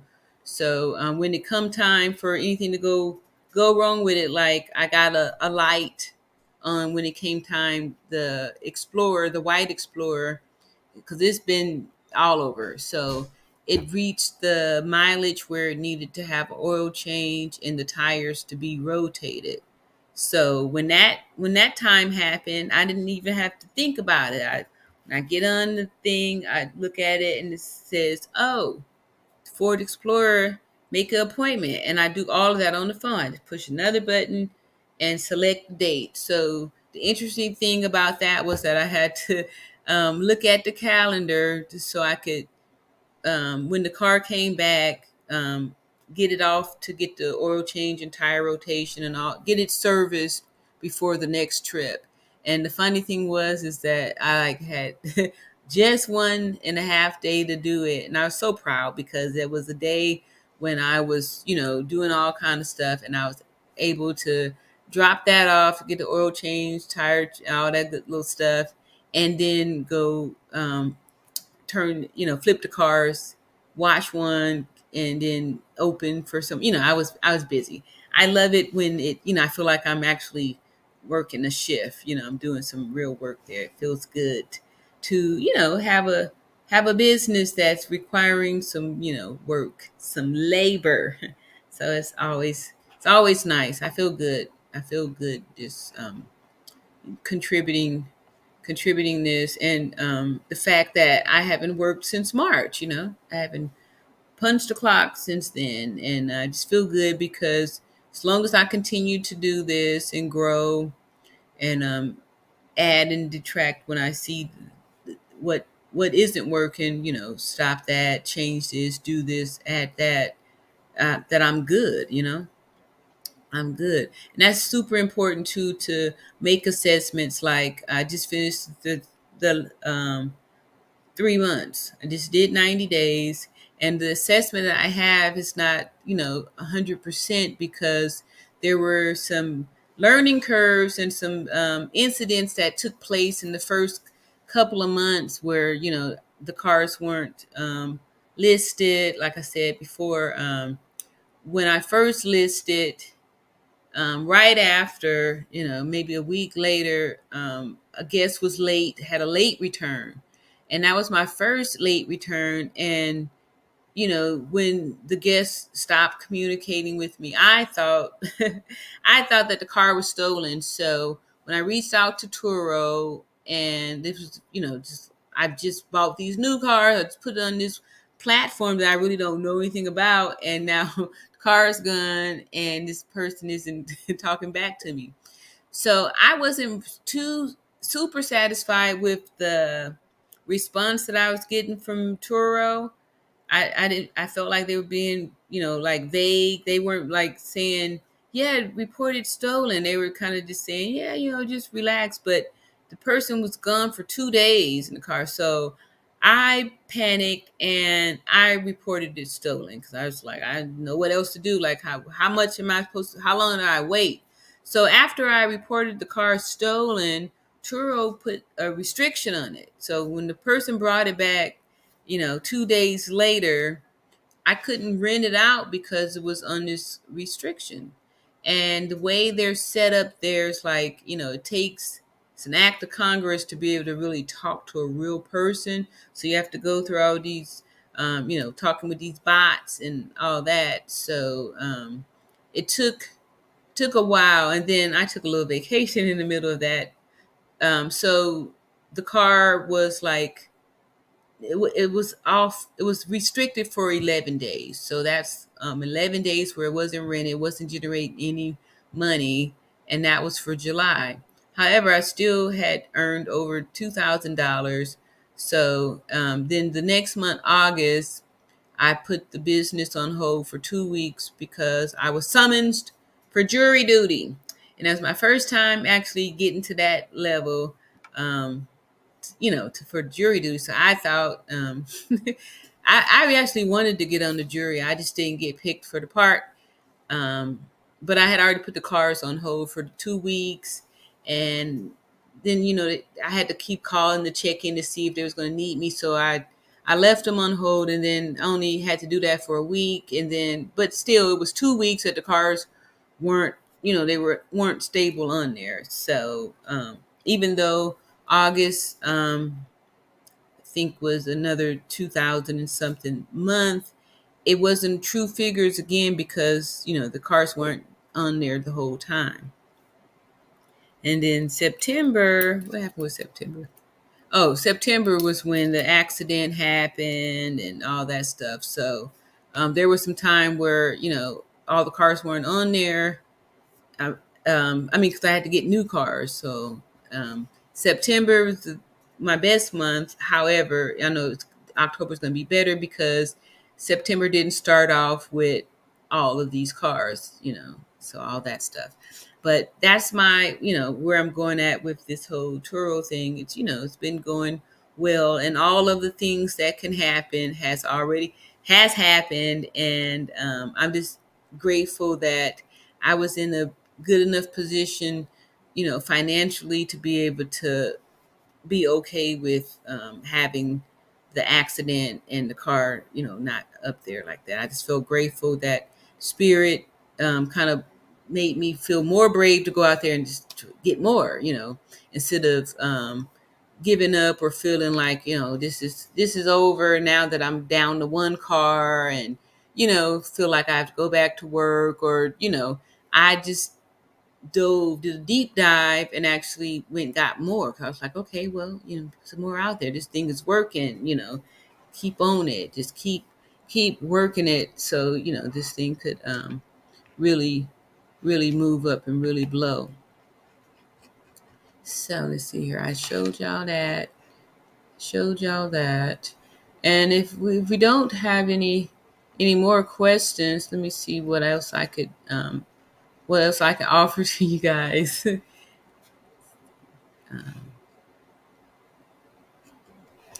I don't know. You guys have any more questions? Otherwise, I can start.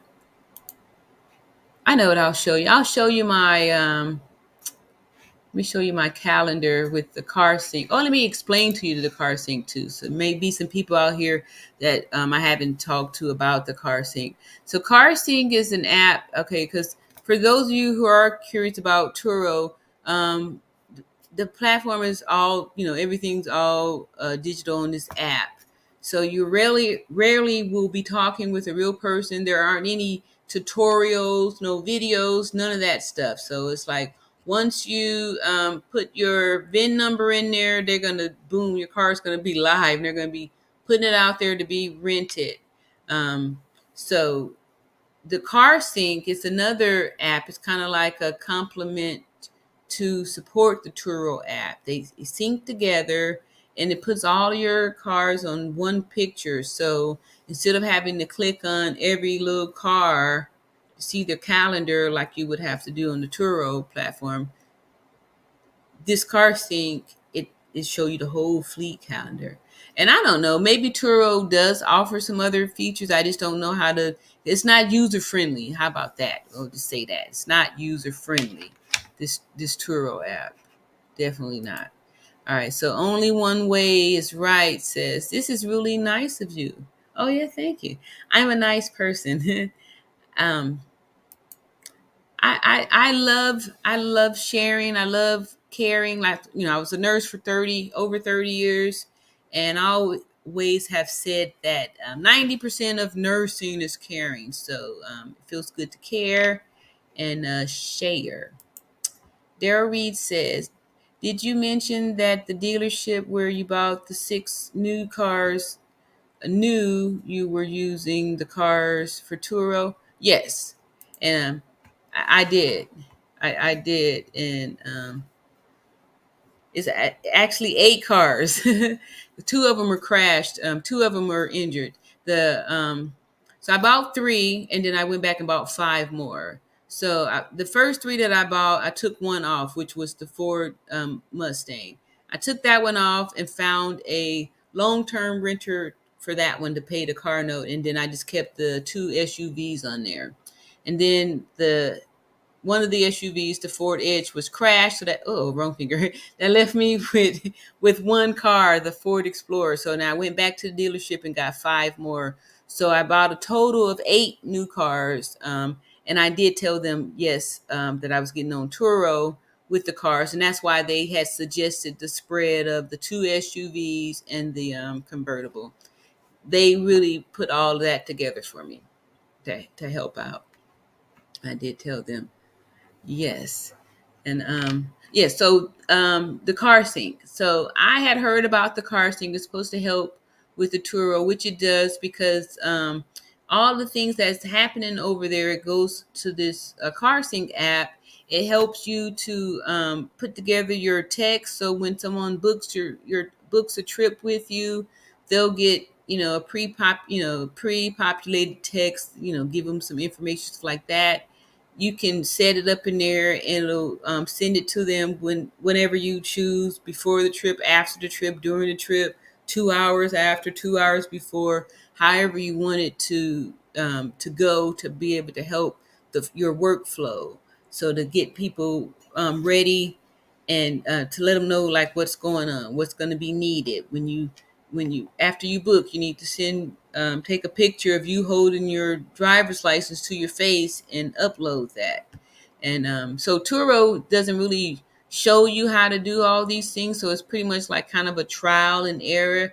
And so you'll have to try to reach out to the guests and try to guide them on where to do where and how to do these things. So with the car sync, I really like that. And let's get on here too really quick, because the car sync is going to show you the analytics. So it shows you the demand for your area. It shows you the different cars in your area. And oh, okay.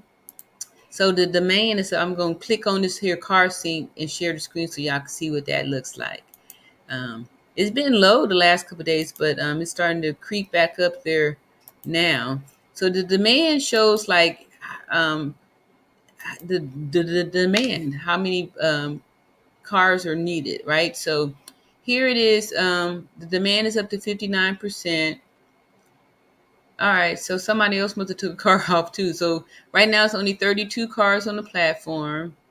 These are my 6 because the one Edge, they have it on hold. So here's my fleet of cars. But this here Edge is the one that's crashed. So it's only going to show 6 on the dashboard. I don't know if y'all can y'all see what I was just doing? Yeah. All right, so the dashboard is only going to show 6, but y'all see I got 7 of them on there because one is restricted because it's crashed out.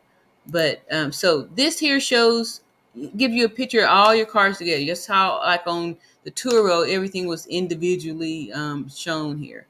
So this here, I can see my whole fleet calendar. So here's my one that got the whole big long one here. So what I do is I look and see the dates, and then I see like when I have a break on there by checking out the where the breaks are at. So then I know what I can do, when I can plan something, and all those good things according to how much work is going to be needed for me to turn these cars over. So I love the car sync for that because it gives me, I can see when the demand is high. After that, I just I just post it, and then before you know it, it's getting booked and stuff like that because it's not enough cars. It really isn't. It really isn't. And the great thing is that if you live in a city where there's an airport, you're close to an airport. You're in the it's going to open up doors for you if you can offer airport pickup and delivery, because that has been one of the things I get the most thank you and the most gratitude for is being able to get those cars at the airport. People really like that. And what they really like is that, they don't have to go to the counter and talk to anybody. Like I was saying before, after the pandemic, most of us, I know me, I prefer to do stuff virtual. I really, I like doing things virtually. I'm just used to that. I prefer to, let myself in, in and out. A little while back, I was doing travel nursing, and I was staying in Airbnbs. And the ones I really liked were the ones where I didn't have. There was the check-in process was, easy. If something was, I had a code that I was given to, I can just get in on my own. I didn't have to, have to deal with anybody. Like one spot, you had to check in and show your license and all this stuff. Like, that kind of stuff nowadays, people really don't want it. Like nobody really, it's invasive, and people are really used to things being virtual now. We've accepted a virtual world, and so being able to offer that, it puts you in a different category to where the people that like the people that are not doing that losing out because so many people prefer it than the people that don't. I know I do. I like not having to deal with people, and being in the virtual world and stuff like that. So okay. So I guess things are kind of slowing up again. I don't running out of stuff to throw at you. I think if you got any questions, please okay, got something here. You too? You agreeing with me? I sure appreciate you. Thank you so much, Daryl Reed. Uh-huh. Yep. Very smart. It's very smart to agree with Miss Tiajuana. Yeah, so I'm just grateful that it's filling up more and more and more and more. And my next endeavors, I want to reach out to BMW. I did read a little bit that they have a program where they're offering to help you lease cars to put on these ride sharing platforms. And that they're making arrangements for like if you lease a car, you're only allowed to put so many miles on it and stuff like that. They have this ride sharing program that they want to, help to get cars to people so to put on these platforms like that. So I was really thinking about that. Like I said before, I really like BMW. It's just my I've been using the BMW for the last 2 years. And like now I went through two of them because I like the brand. So I would be happy to, you know, put those out there on the platform. They're good cars and high performance cars like that too. And that way I could kind of, upgrade my fleet, kind of be a little bit um, more versatile and just offer some more exotics out there, some things that you wouldn't be able to get. You say here, leasing BMW for the Turo platform may actually be a good move. I agree. I agree.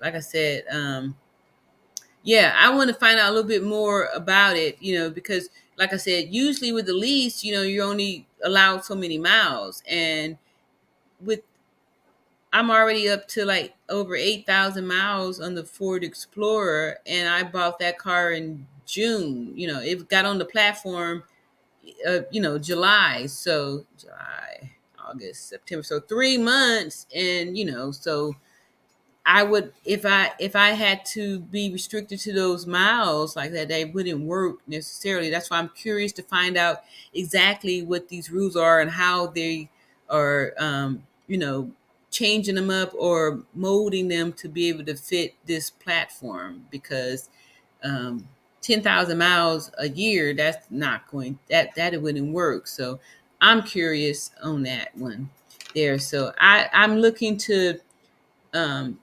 considered adding the more cars within probably maybe another 3 months or so. Give myself another 3 months to kind of play in this field here, and then after that, if I get three more, I'll be at 10, and I think that's a good a good amount to be able to show someone else, like, here, this is a one woman show, one man show. One person should be able to manage a fleet of 10 cars.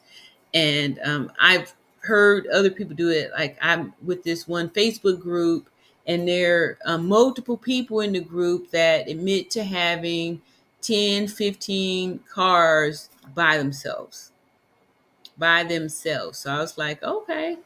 But I was a little suspicious at first, because at that time when I found this information, I only had the two cars on there. So I was just like thinking, and at that time I was really leaning on um, my support, for a lot of stuff. Help this, do this, pick me up, take me there, doing, really getting a lot of help, until I started, when they said that they were managing 10 and 15 cars, I was feeling like an underachiever. So I started doing more, and I was like, okay, it is it's a workable deal. Like, I always go back to that last week, Monday, when I had the 4 cars, and I started that Sunday night in order to be able to make it all work, because, I'm just happy with my 5-star reviews, and I don't want to hurt that in any way by being late, getting somebody their car, or it not being clean, or clean good enough, those kind of things. So I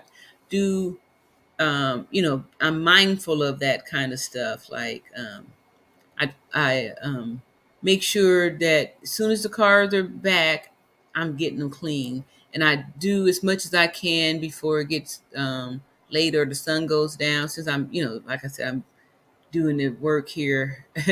I'm hand washing here at the house. So, I can only work while it's day or whatever. But I try to do as much as I can the night before, even if I'm taking the car to drop it off at the airport. At least I know that I got that car there. Then I, can check it out as it gets closer to their time.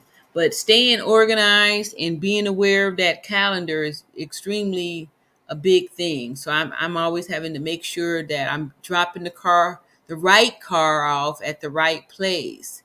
And then also when it comes time to open the cars, I'm having to make sure that I'm opening the right car, to the right person and stuff. That's why it's important to make sure that you are following all of the rules as far as like how to let the people in. Because just the other night I was actually on the live. I think it was Wednesday. Yeah, it was Wednesday night. I'm on the live, and I tell you guys, just excuse me because I'm expecting a guest. They are on the Turo Go app. However, if there's any problems, I may have to, turn it and, deal with them. So the problem was that the guest was trying to check in early. So if it's not going to let you check in early, because the insurance is only going to cover for when the trip actually starts. So the guest is texting me, asking me to open the car because they can't do it with their phone. So I'm explaining to him that, you're on the Turo Go app and you have to open it yourself. But these guests, they don't, maybe they don't know, but she's trying to get me to open it because, she's already there. It's not working. Then we discover that it's because she's too soon. So I show her how to, not show her, but I instruct her on update is submitting for a request, so to change the time so she could actually open it. So she did that, and she was able to open it, because in the past there's been hosts who've done things outside of the app at a guest request, and then when things went south, they weren't covered because you're not allowed to make side deals with the guests. And some of them will do that too. They'll be like, hey, can I talk to you? Can I call you? Start trying to get personal with you and stuff too, which is another reason why I don't recommend you have the guests come into your house, because a lot of times when people think they know you, they may start asking for things like, an extra day for free or discount, or let me bring it back late or something like that. And then if you have been, personal with them, it may be difficult to try to, correct them or be professional after have been personal. So that's why I recommend keep everything strictly business, professional, and stay within the app. It's been working for me, and I recommend that for you too, so you can keep a little bit of peace, because as soon as something happens and you have to say no or something like that, and if you had kind of been a little bit personal with them, then they may have attitude towards you or even treat you poorly. You see here, Derry says, are you familiar with Huntsville? I have a friend relocating there and looking for income opportunities, so Turo may be an option.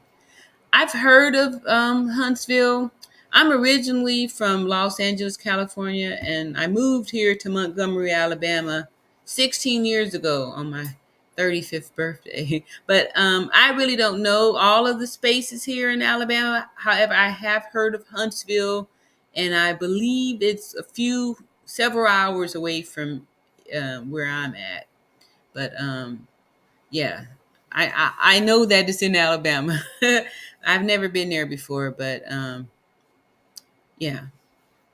But like I said, this Turo thing is it's all over. It's all over, and it is still new here, and you can see that it's not a lot of cars, but the need is definitely here. So it's all over. So it would definitely be a cool way. Let me see, what else did you say? Something particular about your friend here. Um, oh, for income opportunity. Yeah. So hopefully he would have some amount of time. But the good thing about the Turo, if you set it up correctly, you still can keep your full-time job. Like, you don't have to quit your job in order to do this, because with things, if you can organize stuff and really have a tight calendar and take control of your calendar as far as like keeping the time, you could work it to where your pickup and deliveries are only for times when you want to do it. I think that it may hurt your bookings, because if people are going to try to book, or if they're going to try to book like an instant booking or something like that, and you have all these restrictions, or maybe you only open for certain times, something like that, then you may miss out on the guests that, okay, like, per se, I keep using poor Tony. He didn't show up tonight, so let me just go ahead and keep using him. All right, so he has hours 7 days a week where he works from 9 a.m. to 9 p.m. Right? I often time have the airport guests, and here at this Montgomery airport, either you're going to get an early morning flight or late evening flight, right? So that means that most of the guests are going to pick up at 10. They're going to say 10, but stuff happened. They end up getting there at midnight, right? So for those guests who needed to book the car for 10 p.m., if my hours are from 9 to 9, they're not going to even see my listing. So I'm missing out on that. So I get, you want to have the control of your time. So if you're working, then that would work out good for you. But if you're just trying to build your business and, this is it for you, I would say, just be open and make it all happen. Let's see here. Big Life One says, make sure you guys look to lease more than finance. Care to elaborate on that? You say lease more than finance because of well, if you are going to lease, you want to make sure that they're what kind of what are they offering as far as like that mileage thing? Because if you are offering the unlimited miles on Turo, from my understanding, a lot of leases will put restrictions on the miles. Like I said, I did hear and read a little bit about the BMW trying to cater a program that's put together to lease cars to be put on this here platform. And Big Life One says, I set my hours pick at 8 a.m. to 8 p.m. Make sure if you have airport pickups that you add in all the calls for your Uber or Lyft for the drop off and delivery. Yeah, that's really smart there. Yeah, I want to start to do that because what I have been doing is I leave $10 in there for them to pay for their to pay for the parking. What I think I'm going to say is put in there that they should be prepared to pay the $10 parking fee. You know, when they get out. I was leaving it there because I didn't put that in there, and I didn't want anybody to like get in the car and be like, "Well, how do we get out of here?" Or if they didn't have the money to get out or something like that. But yeah, I was just feeling that pinch the other day thinking like, gosh, I need to start putting this cost back on the guests. And yeah, so I didn't do an Uber or anything like that. Would ask a family. However, what I had did the last time was I had to have somebody to drop me back off at the house. I left a car there, one that wasn't booked, and then so when I had the 4 that needed to go there to get booked, I dropped the clean one off, take that one, but I just used it to kind of help me to shuffle the cars around and stuff like that. But I like that pay for the Uber and the Lyft drop off. Yeah, that's real smart. Yeah, I like that. That's a good point. I'm gonna put that back up there too. And that's why I can't wait for you guys to hear from Big Life One. He's got a lot of information that you should hear before you get started on this. Because hindsight's good, but it's a good thing that you can get this information so you don't have to make those same mistakes. Like get the information before from somebody who may have already went down that road and can say, hey, I tried this and this is what happened when this happened. So it kind of can save you from having to make the same mistakes and learn the hard way, like some of us did, like we did and stuff like that.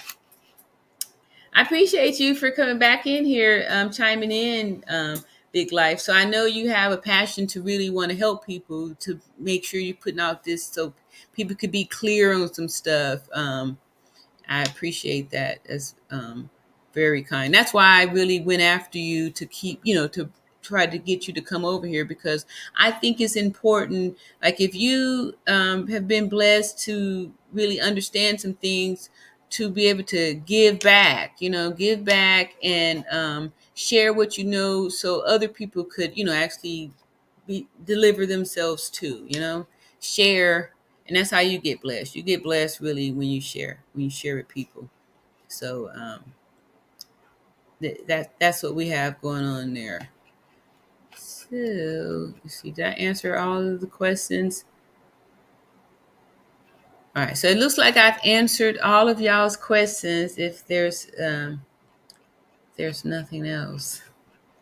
There's nothing else. Like I said, I'm excited that we're building this community. So I've been able to keep my commitment and stay committed with the Monday, Wednesdays, and Fridays. However, I have done some Tuesdays in there too, just kind of playing with the analytics. I'll look at the analytics and see when it's telling me a good time to do live or put a video up or something like that. However, I'm really going more towards just our community. So it's easier if we could have a commitment to just do Monday, Wednesday, Fridays, and keep it going from there. Because as we grow, we could stay committed and continue to help the people coming in the door, that we just went through, and hold it for the next person to come through, so we can do this. Is an awesome way to help your family, and help yourself too. We most of us are here because we're looking for an opportunity to be entrepreneurs, and or have another stream of income. Something like that is always a good plus. And Big One Life says also, if you can add drop off and pick up, a lot of people don't have a way to get to you to pick up the car, but if you can drop off and pick up the customer location, that adds more income. Yeah, I tried that. I did offer, for $90, I would drop the car off. I didn't like it because I didn't feel like it didn't add up. I felt like I would have to charge more for it to be worth my while, because of what was all required for it. You have to pick it up from there too. So the first and only time that I did the drop off was when I first signed up, and I didn't really understand all of the settings on there. So um, I guess I had agreed to this free free drop off, free drop off. So someone booked the free drop off, and I was supposedly giving off free drop off for up to 25 miles. So this person actually was over the 25 miles, but after I saw everything, and like I said, I was new, so I think it was like my second or third, yeah, my third booking. So I was, like, I'm just excited, I'm going to do it. So I ended up driving the car way out, to the country. So I need a person to follow me so I can, get the car there, and get them back. And then when it comes time for them to be done with the trip, I still need to go out there with somebody to, bring the car back. Yes, free. Free. Free. I was offering free delivery. I didn't know I was offering that either. So, but I went on and did it. And that person gave me a really good review, because I'm sure they was happy that how easy, really, I can just walk outside and the car is outside of my door. So, yeah, the reason why I feel like the delivery and drop off is a big requirement, because it takes not only you but another person too, or a Uber or Lyft ride. So I like I want to scale, so that's why I like the contactless pickup and delivery. That way, the other day, I think it was Tuesday, I had two pickups, and they were both in opposite. One was at my drop off spot, and the other one was at the airport. So it would be impossible to like be in two places at one time. Or if I'm delivering something, I feel like it's just taking my time away, when I could just be wherever I'm at and just open the door for the people and stuff like that. But yeah, that's great. Great option to offer people. And like I said in the beginning, I thought it was cool, so I did add it, and say I was going to charge $90. However, I did I put it on hold. Like, I don't open it up unless the person like is telling me, they need a ride or something like that. Then I'll offer it. And for the most part, when I say it's $90, they'll say, "Oh, well, never mind. I'll just take an Uber." So, but yeah, free. And that is a great option, but um, everybody's different. I don't want it. I don't want to offer it. I don't. I just feel like it'd be a lot of time. It's very time consuming. Take a lot of my time to do that. All right, so we are winding down, and this is our Friday night, and you guys could have been doing anything. I'm just grateful that you were out here chatting it up with me. And see, I put a few things on my little whiteboard here, make sure that I hit everything off. Um, oh yeah, I didn't say too much about the QuickBooks. um, Thank you. All right, so yeah, we need to get you up here with some clear, so you can talk to these people and tell them. I can tell you got a strong passion when you talk to, very authoritative. I like that, and it's going to be very helpful too. And like I said, I'm putting together Patreon too, so we could really get really deep with a lot of stuff too. And I'm also excited about promoting this YouTube because there's a lot of money to be made with the YouTube and stuff like that if it's done correctly. And I'm excited about that to where this could be another stream of income. Able to help people to start the Turo business, or just even out giving out the information about the Turo business. And then at the same time, you have a platform where you're also generating some money. You see, Big Life One says Monday I will be on. I can't wait. Thank you. Oh, good. All right, and then tell your crew too. And I'm gonna be telling other people. I'm gonna be announcing this. I'm gonna put your name on the thumbnail too. So I'm taking your word that he say gonna be here. Y'all all hear this too, and it's gonna be on the replay. That Big Life One, is stating he's gonna come drop some gems on Monday. So I'm excited too. I can't wait to. And hopefully I'll have some more good news on Monday too. Because this has been a pretty good weekend. Like I actually have like I said, I had today off. And then tomorrow I think I only have like one car. Let me just see what my calendar is looking like. One car. Yeah, one car to come back at 7. So I probably won't go. I may be there at 7 to check it in, but usually I just wait for them to really check it in. And I don't try to go wait, because what if they're late or something like that. But usually my airport people aren't late dropping the car off. They may be late to pick it up because their flight's late, but dropping off, I was saying that too the other day, that I love my airport guests because they are going to turn that car back in on time. You're not going to have to worry about them nickel and diming you with the extension, the daily extension, and then bring it back late on top of that. But no, they're gonna be right on time with it. So I have a drop off, a return at 7 a.m. at the airport. So, and that's it.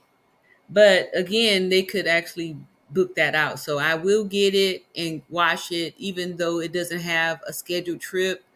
However, y'all know that could change at any time. It's not uncommon, and for the most part, like I said, especially this Explorer, it has this turnover the same day trips. So I'll get that, wash it, and then I'm free until something else happens. But that's the good thing I like about this Turo thing. I feel good about owning my. I guess I'm still having to do by their time or whatever, but I still feel like I own my time. I own my time because I could arrange this however I want to do it. So I'm excited and grateful to all the people that are interested in the Turo, and all the people that have been following me, and while I'm on this here journey. And especially recently, for the last 90 days, I have been consistent with what I'm talking about here on this YouTube. And I'm excited about that because, like I said, I started this channel 2 years ago, and it's been all over the place because it was difficult for me to pick a niche because I, you know, for me, I have to feel like I'm really vested in something, and it's something that I understand that I want to do.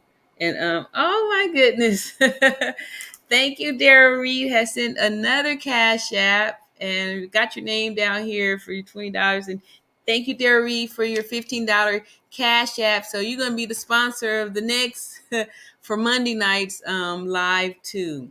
All right, so we're gonna have to give a big up for Daryl Reed for sponsoring these live streams here and helping to bring this information, Turo, out to everybody. And if y'all haven't already, go ahead and like and subscribe and share the channel, and for people too, and let them know that this channel, we're going to be focused on bringing the community in to help educate people and to answer questions, and just to put the information out there to help anybody who's looking. It says only one way is right. Says, what time is your show on Monday night? So 9:15 has been a number that I've been doing pretty consistent. 9:15 Central Time works good because some days, like I was trying to do it in the daytime during lunchtime to do lunchtime lives. However, I can't really commit to that because on some days, if I have like 4 or 5 cars to wash, I've got to do the work first. So if by keeping the commitment for the times to be at night, I know for sure I can keep that commitment. There's no, I'm gonna do it. So I want to be able to stay committed because you know which is important for me. So that's why I want to put that time for 9:15. That way everyone is done with their day, and for the most part, I'm talking to other entrepreneurs. So you guys are probably working and busy, doing your day too. Big Life One says he runs his business Turo from 8 to 8, and Tony is a 9 to 9. So I'm open all the time. And I'm but so nighttime will be better time. If I'm open all the time, I'm not washing cars or doing that kind of stuff where I could, if I'm having to let somebody in, I can do that right over on my phone while I'm still sharing and talking with you guys. So I think 9 is good. And then some of y'all on the West Coast where it's still 7 o'clock for you. So you're not really having to stay up late into midnight, like those of us out here, having to stay up late.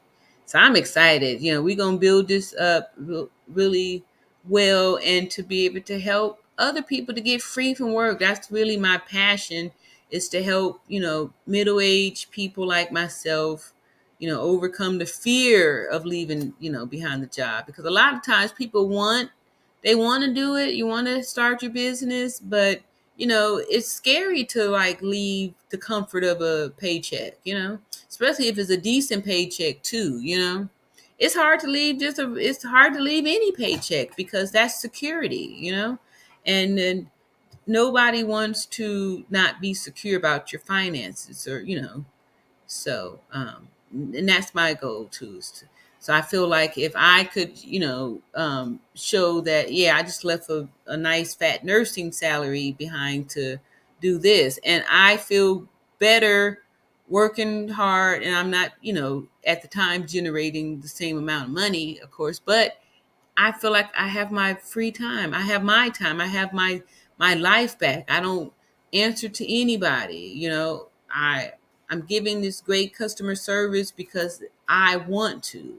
I'm giving the good customer service because I want to be a 5-star host. I want to provide good care. I enjoy doing this, and this means something to me. I mean, like I've putting my name on this, so I feel good about this. And it's me. It's my business, and finally something that I can say it's my business, and I'm part of the entrepreneur team. So I'm excited about, like I said, this community that we're building. And I hope to see all of y'all on Monday night, and people getting up here, telling their testimony, sharing and answering questions, when the questions are coming up, because none of us have all of the answers. And then if we're all speaking and putting our own input on it, it's going to help somebody to be able to see it from multiple sides. So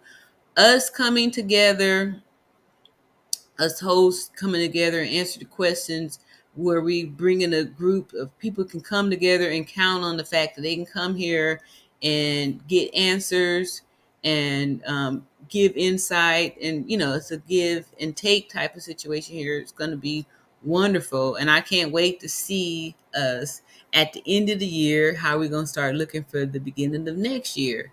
And also sharing the different features and stuff like, I'm not sure if you do this big one, but I am a very good, strong supporter for the Turo Go app.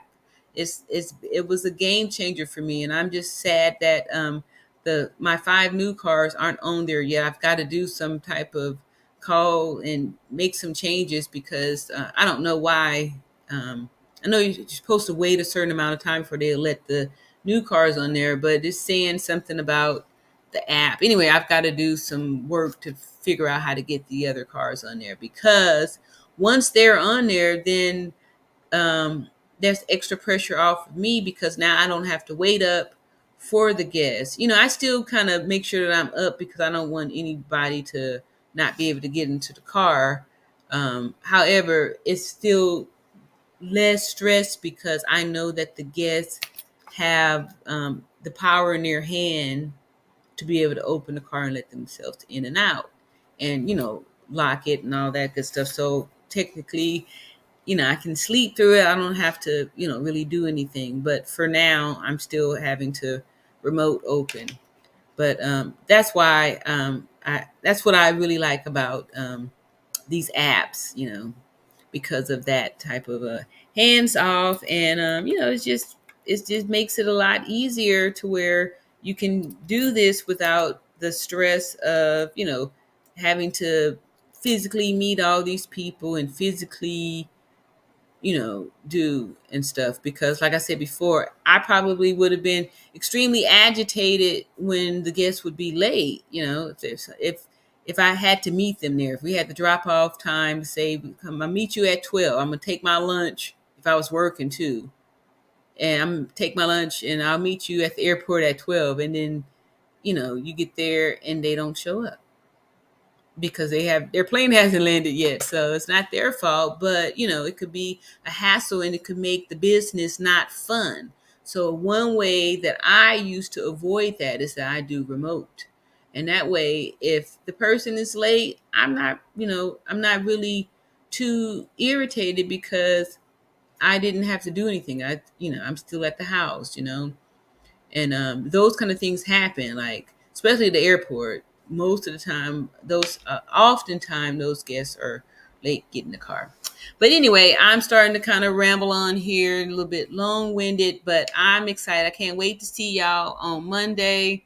And occasionally I may do some pop-ins too. So I know like Tuesday wasn't my day, but I I popped in. So just look for that. Hit the bell notification, even though that doesn't work all the time either. Just, do that. So again, I'm going to say goodnight to y'all and thank you for sticking with me for these last 2.5 hours. And I appreciate all of the questions, the input, and thanks again for the Cash App, Daryl Reed. And I hope to see you on Monday. And peace and love. See y'all later. Love you. Bye.